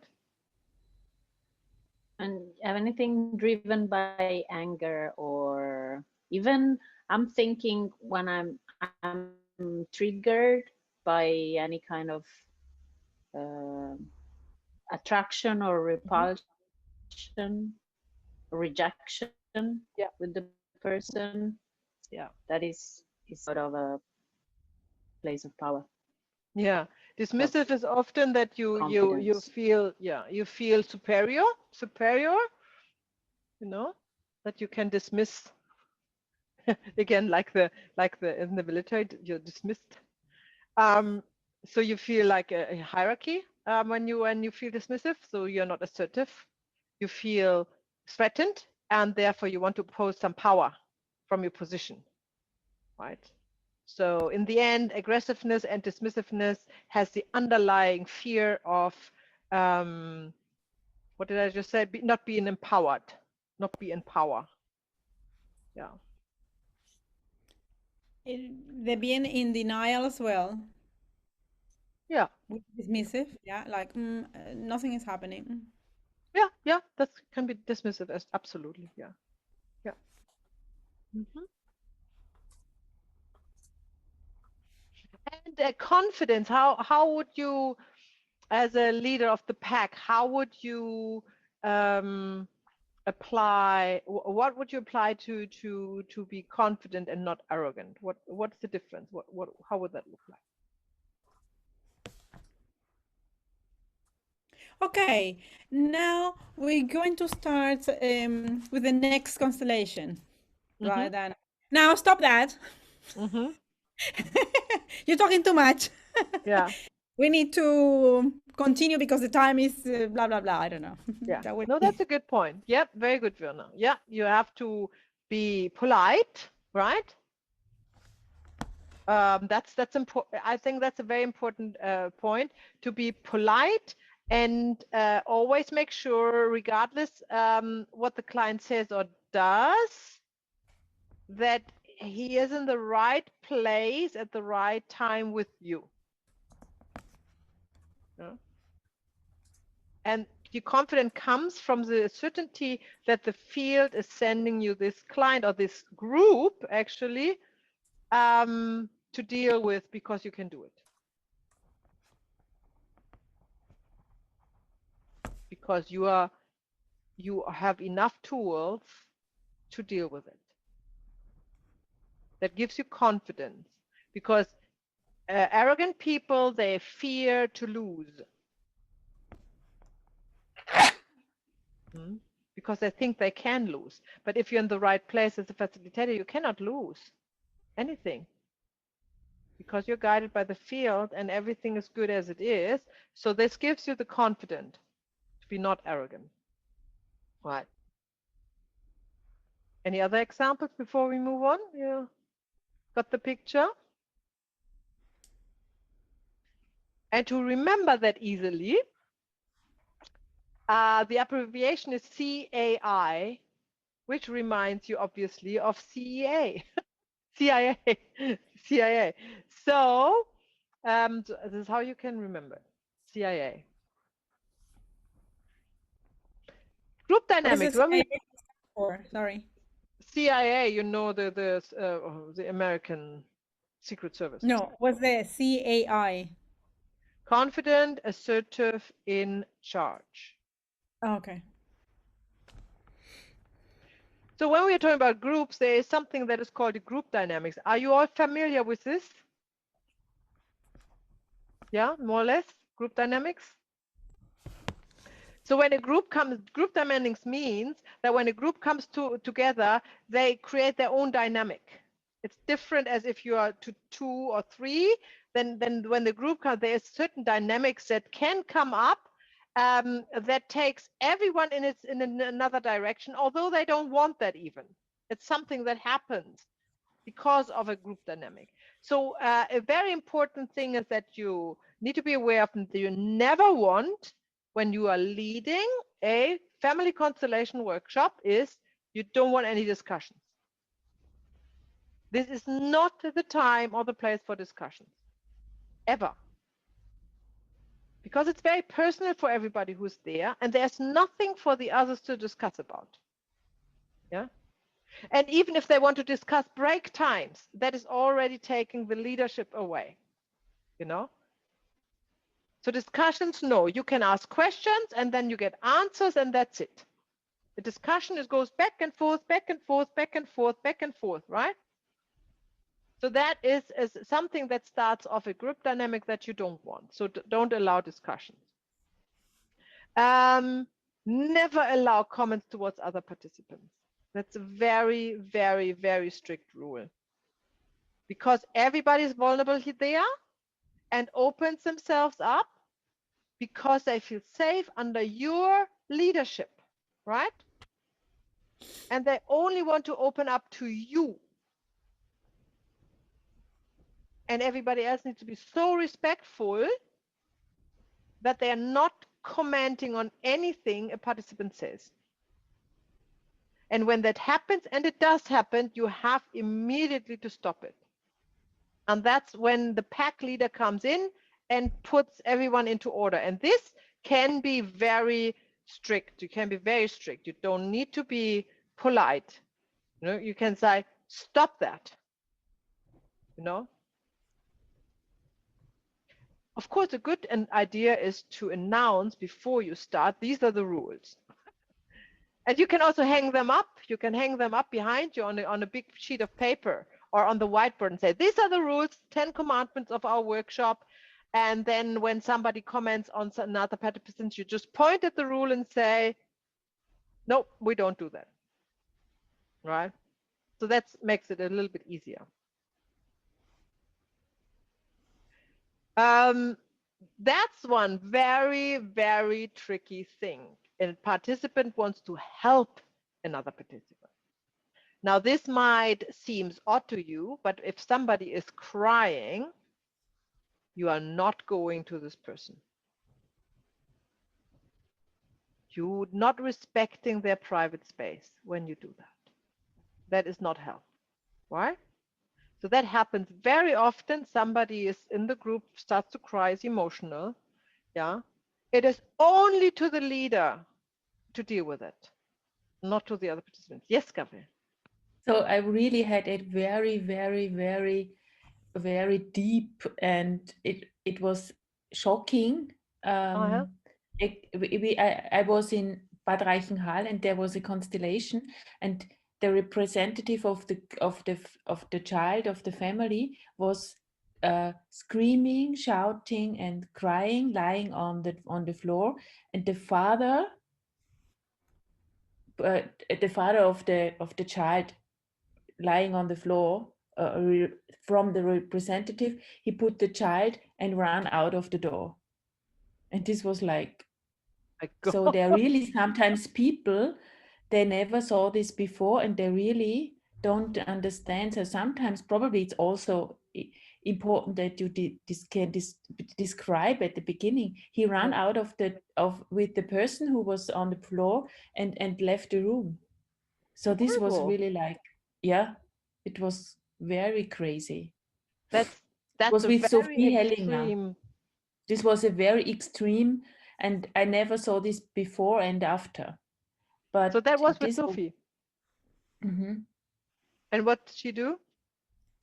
Then she explained that I think she explained somehow that people cannot handle these feelings. I don't remember exactly, but I was like, the people don't accept the emotion sometimes, or they take it personally from that the person is suffering. So sometimes you have really to explain at the beginning what can happen, and they don't, that it is just the information from the field, and that this emotion can come out, because if sometimes they're the first time there, they don't know what can happen, because especially this was, so that is a I really I will never ever forget this, never. Yeah, It was see, really that's a fantastic impressive. example when the group dynamic takes over the lead, right? That's a very good example. So one of the participants felt the need to decide what to do. Yeah. And that is what you do not want, right? So either you start at the beginning, when you explain what's going to happen, you say, nobody does anything before asking me as a leader. So whatever comes to your mind, what you think you need to do, ask first before you do it. Secondly, that is a very important rule, and we talk about it all the time, and we will do that when we talk about the workshops, is every movement has to be slow. Otherwise, it's not from the morphic field. If this is not as slow as a turtle, you know, then it's mind-made. So if somebody is reacting like this, grabbing a person and gets them out of the room, this is mind-made. This is not the field. And then everybody knows that because they are rushing. And then, you know, it's obvious. So these are a couple of rules.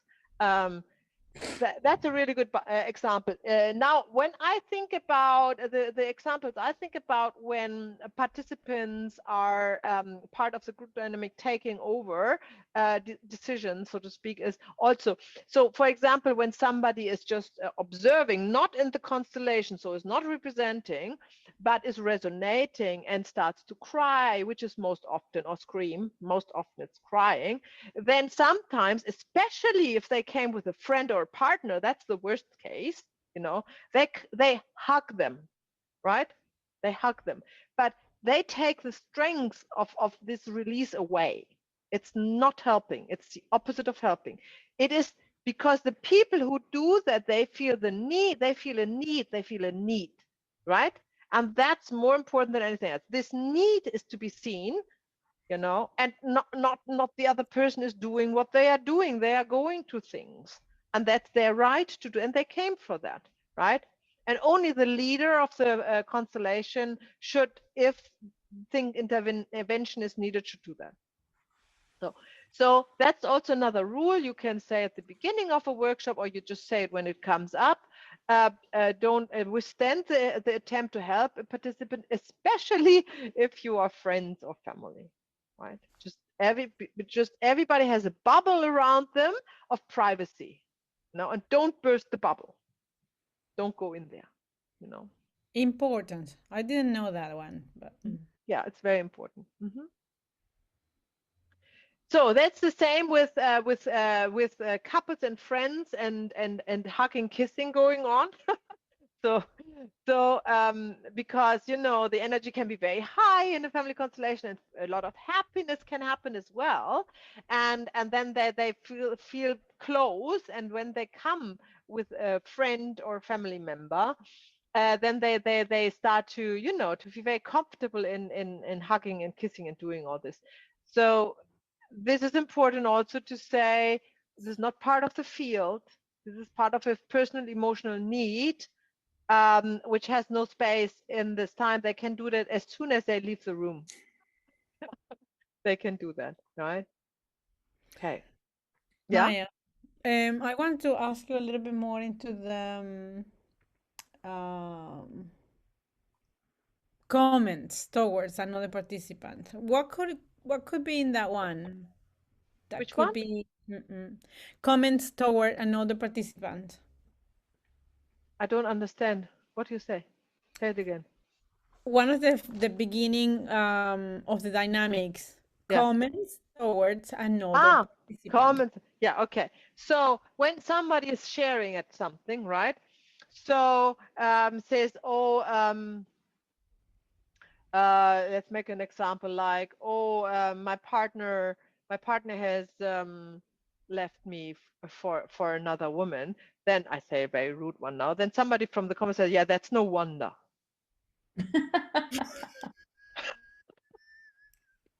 You know, or the opposite would be, how could he? No, you are so beautiful. How could anybody leave you?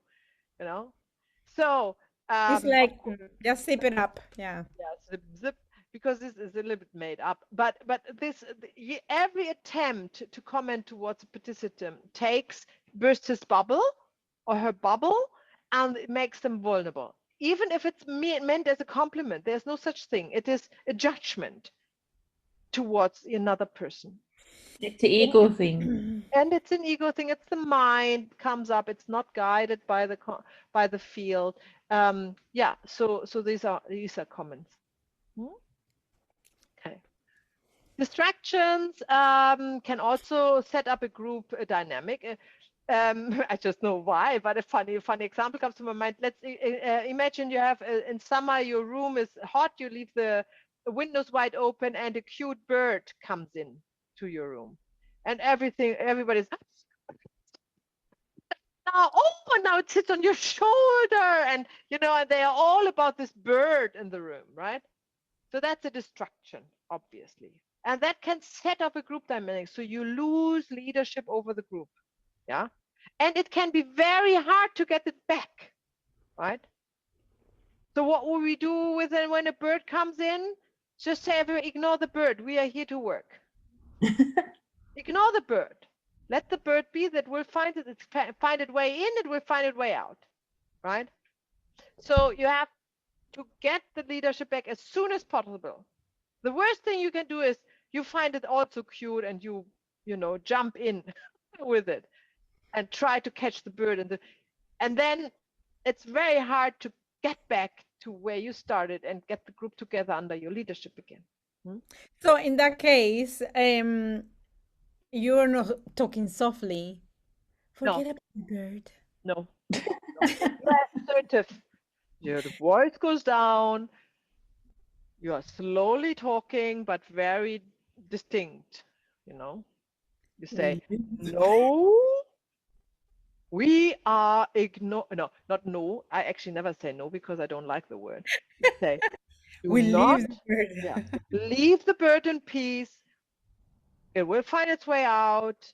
Don't get distracted. We are continuing with our family constellation.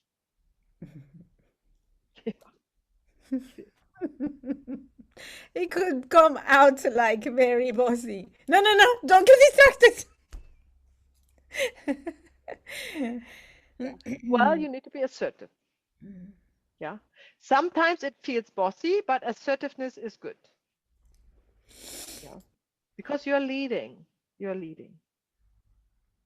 There's probably a good example in our workshop on last Saturday in Wellington. One of the participants sent me feedback. One of the ones who was new, had never done family constellation before, and part of the feedback was that she was surprised that it felt more like co-creation, the workshop, than conducted. Now I see in Virna's face and Darshan's, they are a bit puzzled because it was obviously conducted, but she felt co-creation, because there was this bit of openness in there where they all could express themselves, right? And that is actually fabulous. If you lead, but the participants feel co-creation, right? And that is when whatever you do, it's not bossy, because then it wouldn't feel co-creative. But if it's a success, it was definitely led, because otherwise it would be chaotic. So this is actually, the lines are fine, and don't worry about that. This is all a matter of practice, practice, to find this fine line between leading and letting go. And Yes, I think it's the facilitator who holds the field. So you have to have a strong, if you have to have, and if you have a few people who can hold the field with you, it's easier. If you have only egos, for example, if you have only egos and you are the only holding the field, this is very hard work. Don't want to yeah, work. hard work. So the more people who go in without ego, the easier it is, I think. Absolutely, and you can ask them to leave that ego behind where they put their shoes outside of the room, and take it back when they go home together with the shoes. I think this is what makes the beginning of the constellation everyone connected. When you start, let's take a deep breath and we go into the straight away into the meditation, and that's what breaks or leave the ego a little bit behind. Mhm. Yeah, that's a good point. And also, in one way or the other, the group is kind of reflecting also your state of being. If you are dealing with lots of egos in the group, you have to ask yourself, where is your ego? Because that's just life, you always get thrown a mirror at you, you know. And so yeah. And this is also why, obviously, life is not such. I mean, when you start, you will work just with very small group, with friends and families, obviously, in a kind of a safe space, you know, to get experience. Remember, Gabriel, when we did our first friendship circles in Zurich? That was when I started with my first experiences in family constellation, right from school, after graduation. Gabriel helped with founding this friendship circle, having a friendship circle, and to get participants together as well for free, of course, otherwise nobody comes. And it was At the beginning. at the beginning, and it was informative, and we did and I practiced a little bit of family constellation, but we talked a lot as well, and we went to different rooms, and it was once a month, and this took a few years like this, and I was very grateful for everybody who came, like, and when once we had 10 people there, I was blown away, you know. Normally it was between 3 and 5 or something like that. So that's great. So these are the opportunities you need to take to get your group experience. Of course, there are other, coming back to distractions other than just birds flying into the room, but any distraction is something that has not to do with the topic you are working on at the moment, not with the family constellation, and the group jumps on it because I don't know, because it's funny, cute, whatever, triggers something, a need. Something like you got a spider on your head, and you're so concentrated in something else. You're the spider, and you're like, Yeah, exactly. So a group dynamics can also be, and that happens, that the group turns against somebody. It could be either another participant or even you, right? That's called a group dynamic. That can happen, right? So you avoid that if you keep, CIA up, your CIA, seeing they're protecting you, CAI, whatever. If you stay the pack leader, it will not happen. Yeah, it cannot happen. Because even if a participant oversteps somehow and you are still the leader, you can show this person out. You can say, that's enough. Here's the door. Now you have to leave. You're distracting the group, right? You can always say that. If a participant turns against another participant, of course, you just say to stop them because you still have the leadership. That's not in question. So you can say, just stop that. If it turns against you, you might feel you're losing leadership. So you have to be extra cautious with everything, body language, with the pitch of your voice, with what you say, extra cautious to stay in the leadership position in this group, to avoid that a group dynamic, is created, which you don't want at no cost. A group dynamic will destroy your event. is that part of the training? Yeah. I mean, to do examples and try We do to. an exercise now. So we do an exercise now. We are 4 participants. Wilma didn't make it. So this exercise is called leading the group. And I was thinking of having 3 members per group now, because 2 people are not a group, and you are 4, so we make one group with 4 now. If that makes sense, okay. I will not be part of the group because in the exercise you should be unsupervised and really try things out, because I don't see you when you're in the breakout room. No, I can't peep in and see what you're doing. So that's your space. And I would like each of you to lead the group either with a meditation or with something else, right? So you have a few minutes to think about what you want to do before I create the groups. It's actually just one group before I create the group for you. And you have 2 minutes each to lead the group. So you want to do something with the group that steers them in one direction. So it could be a meditation, it could be a story you want to tell, or it could be a game you want them to play, or an exercise you want them to do, or a task you want to give them. Anything that puts you in the position to be assertive, confident, assertive, and in charge. Yeah. And the other three, who are the group, you can not be nasty, obviously, but you don't need to be very supportive. No, to make it not too easy to follow. Yeah. Okay. So, any questions with that? Any questions? Is the task is clear? Okay. So I will create this group. Oh, Gabriele, where did she go now? Yeah, I come. I hear you.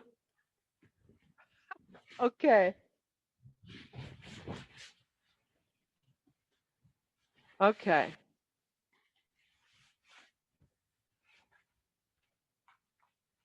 All right. So now I assign you to this one group, and then you decide who's starting, and then it's 2 minutes each. So I can. You start, Gabriele. That's great. Yes. So I will chat every 2 minutes. I will say swap. Yeah, I know 2 minutes is short, but we don't have forever, right? So okay, here we go. See you soon.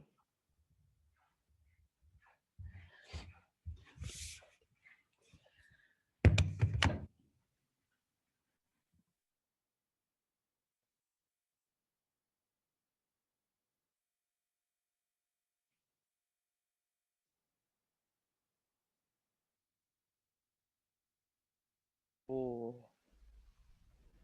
Okay. So tell me, how was it? Now you're curious. Now you're curious. Okay. Anyone wants to Really share?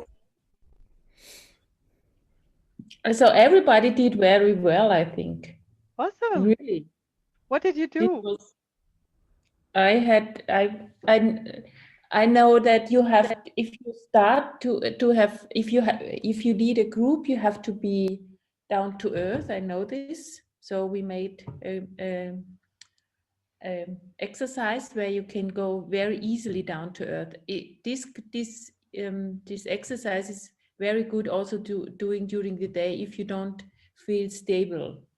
If you Great. don't feel stable, you make this. You just put your arms beside you, and you feel that you are a tree. You are centered very, very, very easily. Or you do this. This is also a very good exercise for. Okay, I got enough picture. Yeah. So thank you. So group, how was it for you when Gabrielle was leading? Was she the pack leader? You think so? Great. Yeah. Good. Yeah. Awesome. Anybody else wants to share? I felt a little bit. Francesca, Okay. you go. No, she's good. Was that about Gabriela or what you did? No, what you did. Or whatever you want to share, Um, honestly. What? No. I guided body perception practice, connection to the 5 elements, And I don't know, I feel pretty comfortable with that because I do that often when I work. Yeah, So it was it's interesting very to have good. feedback. It was very good. It was very good. Thanks. Very compact. I Very good. I had to rush it, and I still Yeah. But it was a very little bit good. longer than 2 minutes. Fantastic. But it was Very really good. Very mm. good. Virna, what did you do?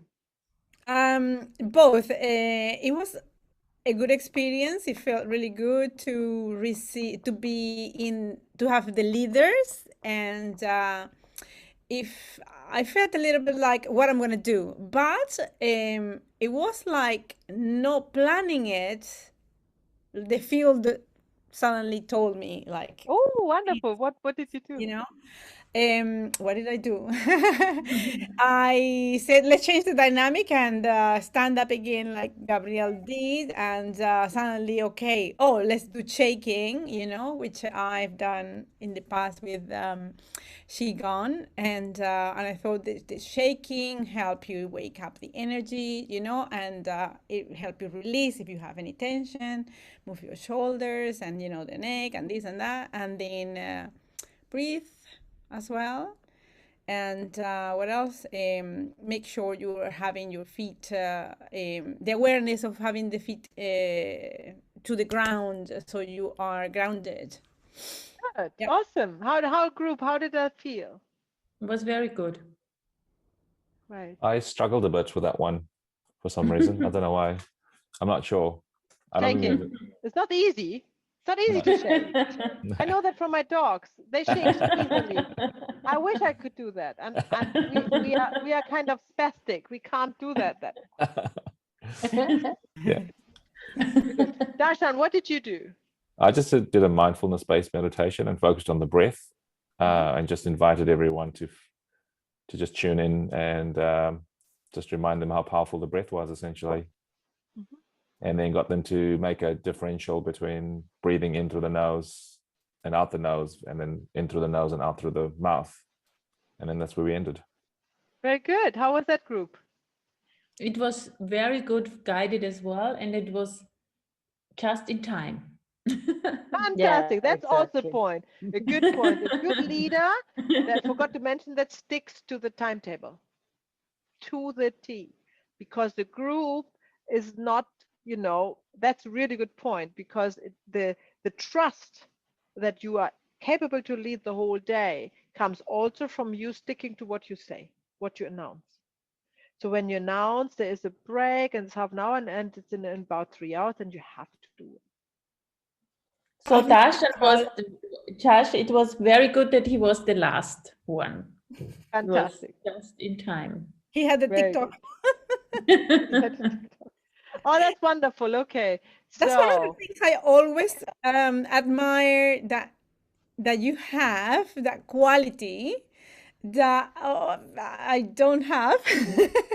That you're always not 1 minute late, not 1 minute early. If it's at 7 o'clock, it's at 7 o'clock that the meeting or the session starts, and you're Yeah, but checking this is a always the German point when thing. it's finished.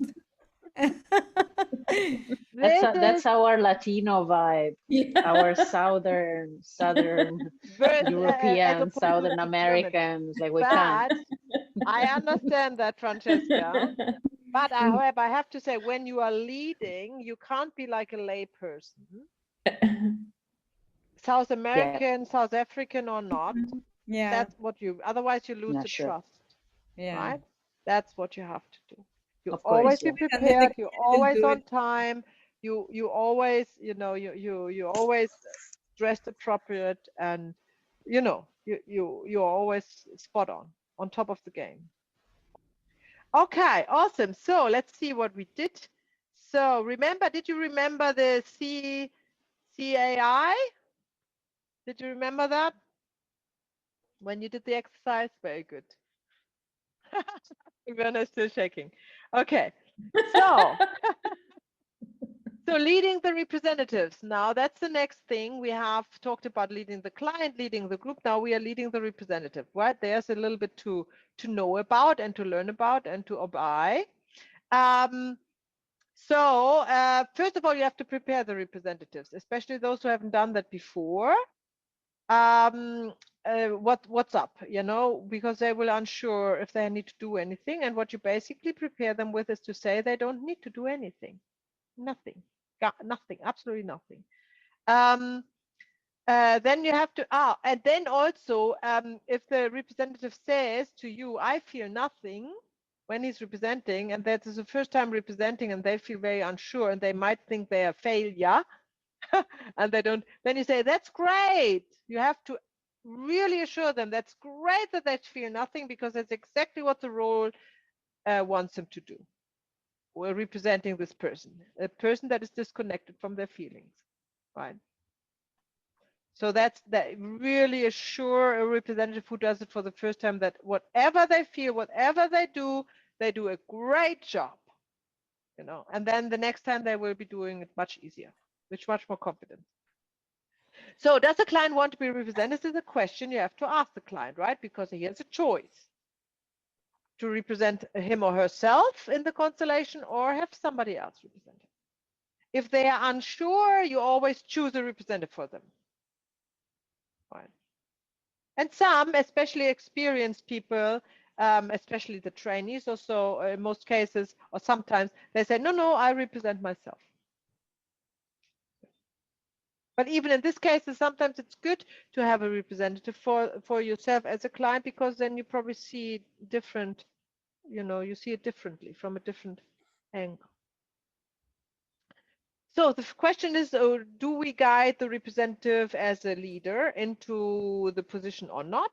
Again, choices. So first of all, you can ask the client, the one who's constellating, to guide the representative into position. That's one thing. Then you yourself can guide the representative into some positions. And the third choice is you allow them to find their own position. It's all equally good, and you can apply all these methods. There is no good or bad. The only thing I say is, we come to that. Do we come to that? Maybe we do, but I will say it now. Don't allow the client to rearrange the order, because there is a temptation, if they don't like what they see, to jump in and say, oh, I don't like what I see, I want them in the other way. That's not connected to the field. That's their own need. So, but other than that, at the start of the constellation, the client, yes, can position the representatives, because then the representatives under your leadership start to move anyhow in the positions that they feel right. No? So this is how you lead the representatives. You say, find the position where you feel right. Do it slow. You can go anywhere in the room, do it slow, and check in if that's the place you want to see. Then find out, you want to sit, stand, or lie down, which direction you want to look. Find all these. Give them time to do that, especially when they're new. The only thing you need to make sure that they are focused on collected, so they often hold their hands or put their hands in the pockets or something like that. So you want to tell them to let the hands, loosely alongside the body, and don't do any frigid things, whatever that might be. And that's it. And do not close eyes. After a few breaths, they should open their eyes. Representatives who are in the constellation closing their eyes, the only ones you would allow that are the people lying down and are actually representing dead people. They can close their eyes. But people who are standing up, they cannot, because they are not connected. They are inwardly. They are concerned with their own feelings and stuff. They are not connecting to the field and to the representatives around them. Right? They cannot if they close their eyes. At the beginning, I extremely recommend to ask them not to look at each other, because if they are new and they have friends there, they start to giggle. They all of a sudden standing in a weird situation with a person they are very intimate with, and then they look them in the eyes, and then they often start to giggle and they can't help themselves. So rather not looking in the eyes, let them wander around, let them time to connect to the field until they turn towards another person to look at. They sometimes need the time. So tell them to never talk to each other. That's the most common thing, is that they start a communication there, a chit chat in the constellation as part of the because they think that's what they're supposed to do. They feel something, they have observations, and they feel the need to talk to the other representatives about it, right? But that's not leading. You are leading by telling them not to talk to each other. But you see, and they can raise a hand if they want to say something. They can talk to you and say to you what they want to say. And then you decide whether you think that would be helpful for the constellation, if that's expressed or not. And you also decide which words are to be used, because we only want to use our powerful words. Remember the module 2. We do not want any stories at all. So only powerful words. So the hints from the representatives are obviously what we work with, very important, but you decide how to apply it, not the representative. So that's what I said. They should raise a hand and ask you, can I say something? And then you say it to me. And then you decide if you want to take it or not and what you want to take. So when they start to giggle or to chat, there are lots of ways to deal with it. So first of all is don't step in and say, stop that. That's this autocratic thing that, I think is not beneficial, especially when they are new, because they feel intimidated by this bossing around, right? So you want to be a little bit more sensitive with it. And it's understandable that they want to chit chat or maybe giggle, because they have never done it before and they don't know, they are not so collected as you are after, the 10 constellations. So what you would say, you would say, if they start to giggle or chattering, you would say, probably turn around so they don't see each other. Obviously they would stop, right? Or close your eyes, or something that makes it stop. And of course, if they continue to say anything, then you come back to the rule and say, no talking without my permission, please. Because that was the rule, yes, established at the beginning. However, if you're a very experienced facilitator, you may allow a little bit of this going on because it doesn't distract you. They can get that off their chest. It doesn't help the constellation, but it doesn't destroy the constellation neither, if you are still leading it.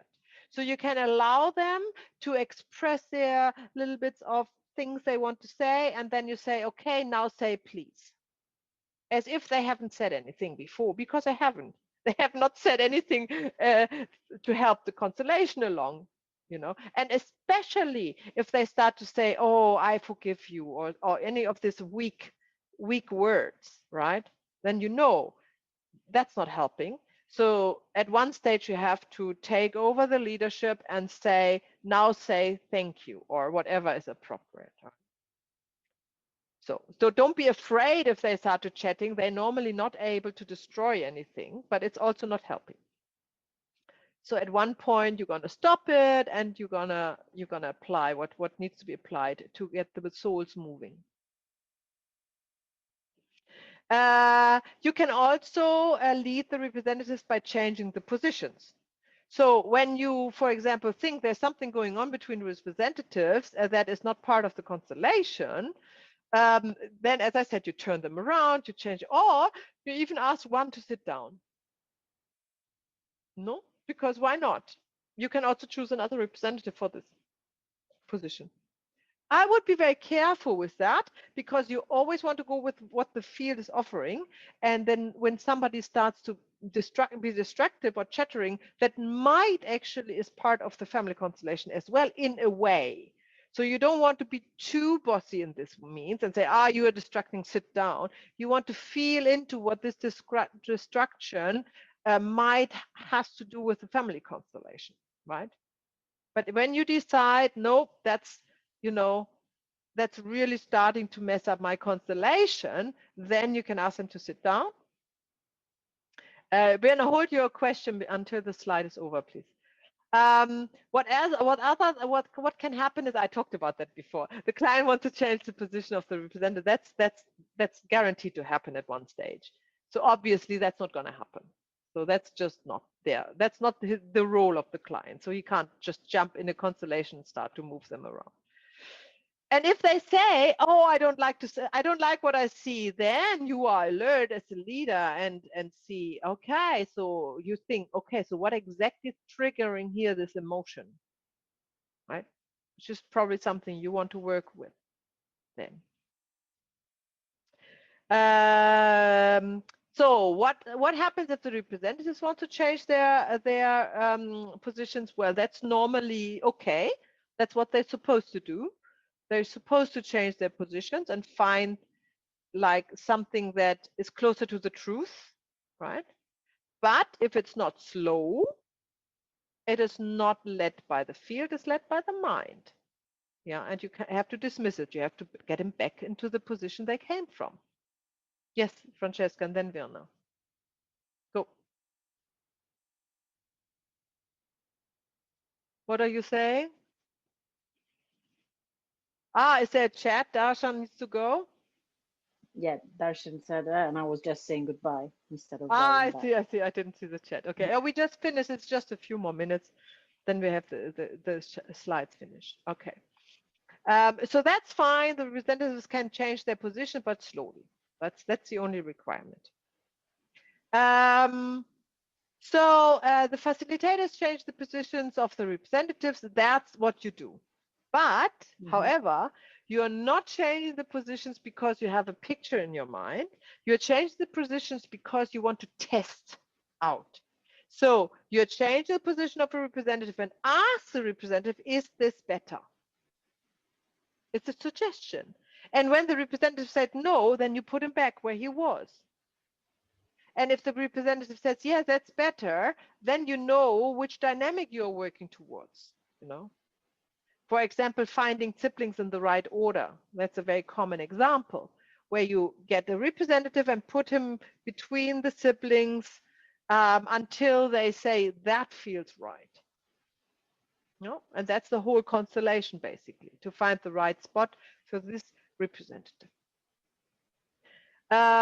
Changing words, yes, we had that in module 2. We do that all the time. We want to find the strong words and exchange weak words with strong words. So that's what you do.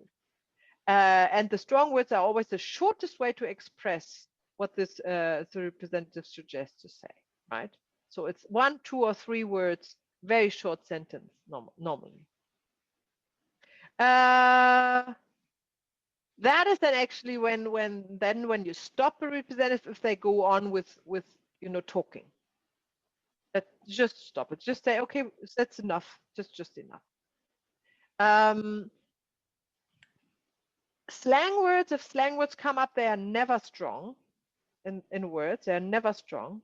So you have to change the words around, right? If they are slang words. What else do we have? Yeah, look at the body language. Because the body language together with the words makes a deal, so to speak. Yeah.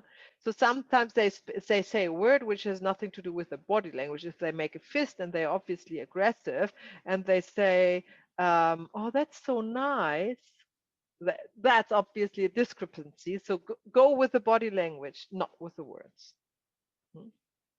Like somebody's like there, and they, "Oh, I feel really nice and friendly." There's something misconcept somewhere going on.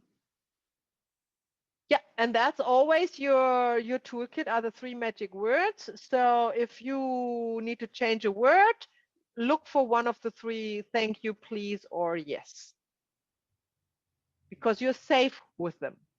you know, and everything can be nailed down to one of these 3 words. Every single they say. And that's just practice. That's just practice. So the traps to fall into, the client takes over the lead. We talked about that. Just be aware of that. Some clients really like to do that because they think they have pain and that's their show, and and then you just apply your CIA approach and get your client back on track. The group can take over the lead. We had that. That's happening when a group dynamic comes up. But if you avoid everything we talked about, to any kind of group dynamic to start, when you kind of extinguish the flame before it becomes a fire, then you won't have a problem with that at all. One person from the group will want to take over the lead. This is actually very funny, and this happens quite often, because often in groups there's this one person who wants to sit on your chair. This one person who thinks he can lead better than you. This happens, right? So how do we deal with that? We just don't allow them to express themselves. Is that an interrupted movement towards the mother? I think it's towards the father, because it's right. It's like more like the teacher relation. It's like an arrogance towards the father rather. And that's actually a good point, Francesca. You could actually, if you have the time, suggest a family constellation with this person. So I said the mother because I kind of feel that. It's like I often think I'd be better at that when I work with somebody. So it's something that comes quite automatic to me. Interesting. We look at it when we have a chance, Francesca. I think it would be the father, but we will look. Yeah, but we don't know before we look at it. So maybe in the workshop or in one of the practice workshop or whenever it comes up, that would be great to look at. Would be interesting. So, okay, making mistakes, as always, own it. There are no mistakes in the universe, only misunderstandings, right? That's universal law. So whatever happens, happens, and that's it. You own it. Make it into some strength, transform it into strength. And don't bother with any kind of feelings of guilt or whatever. There's no room for that when you lead.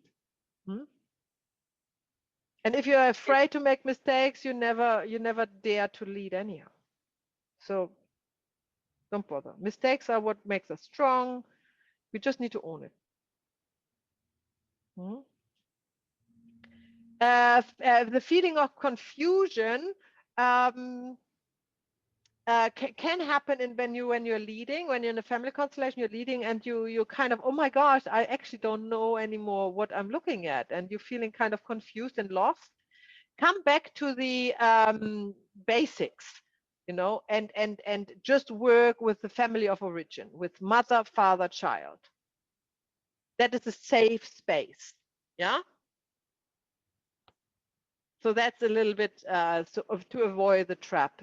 If you have this feeling of confusion and you go on with what you do, chances are that nothing really comes out of this.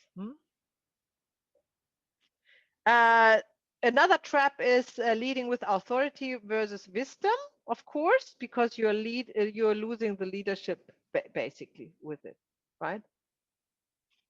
And what else do we have here? The most common trap is not breaking off a constellation at the right time. So always have the client in the angle of your eye, always have the eye on the client, regardless what's going on in the constellation. And when you see the relief in the client, this sigh, this kind of relief burden falls off, or you see that in the representative of the client, that is when you break up. That's the finish of the constellation. Don't miss that point. No, the short constellations can be the most powerful ones. And if it was a long constellation, you need to be, everybody will be exhausted. So you're really looking forward to this sign of achievement, which would be a sigh of relief in the client or the representative of the client. And the traps you can fall into is not wanting to finish a constellation for several reasons, because you think if nothing has been achieved yet, or you think you have too much time left, or you want to fill in gaps, or you think the client wants you to continue, is not satisfied, or anything like this. So that's a trap. If there is this one peak, which is a sigh of relief, that's it, and just finish it there, and don't think about anything else, any consequences or times or whatnot. Also, another trap is overlooking an important fact or person in the constellation, which is kind of one of these misunderstandings which you have to own. That can happen. Things happen, right? Would you offer another constellation to this person? Not at the same time, not in the same event, because it's still guided by the field. Somehow this is meant to happen, and it needs to settle, and everything needs to settle. You can't rush anything. So just invite this person to the next event, and say, if we have a chance, we look at it again, or we continue, or something like that. And then, of course, the biggest thing is the client wants to talk about the meaning of the constellation afterwards. Right? Of course, that happens most of the times. So how do we go about that? Well, yes, talking, no talking. It has been said before. Bert said that, Sophie said that, other facilitators said that you don't want to talk about a constellation after it. In my own practice, however, I did not find any difference between talking or not talking about it. The effects seem to always take place. However, you as a leader, as a facilitator, you don't want to talk with the client about the constellation, other than reassuring that it is exactly what's supposed to happen. So that's all. So you're not, getting into interpretations of lots of things. You are saying it is guided by the morphic field. It's supposed to happen. Sometimes you know what it is, then you can say what it is. Sometimes you don't even know what has happened, then you cannot even say it. So you just say just re-establish, re-encourage the trust in the field that everything was right, nothing is wrong. And so the traps to fall into: the client is not satisfied with the result. Well, that can happen. Expectations that are not met, yeah. But that is actually then the spiritual growth or the personal growth the client has to go through. Right? There's nothing that you do, and don't ever take that personal. Because the outcome of something is not in your hands. Remember, you are not creating whatever is created by the morphic field. So don't be disencouraged or down or anything if you get the feeling the client is not satisfied with the result, because that is what's supposed to happen. That is the topic. That is the issue of the client. Maybe always expectations, never stopping expectations. No, and just to be not sorry for them, and just to be really sure that that's exactly what they needed. Through that, you can help actually to him or her to make it visible and overcome it eventually, right? Okay, so we've been through. Let me stop the share. We see you tomorrow, and it's been a little bit later than expected, 18 minutes over. So I make it short and say good night, bye-bye, good morning. And if you have a question, write it in your notebook. We discuss it tomorrow. Thank you. Thank you. Bye. Bye-bye. Bye. Good night. Good night, good morning.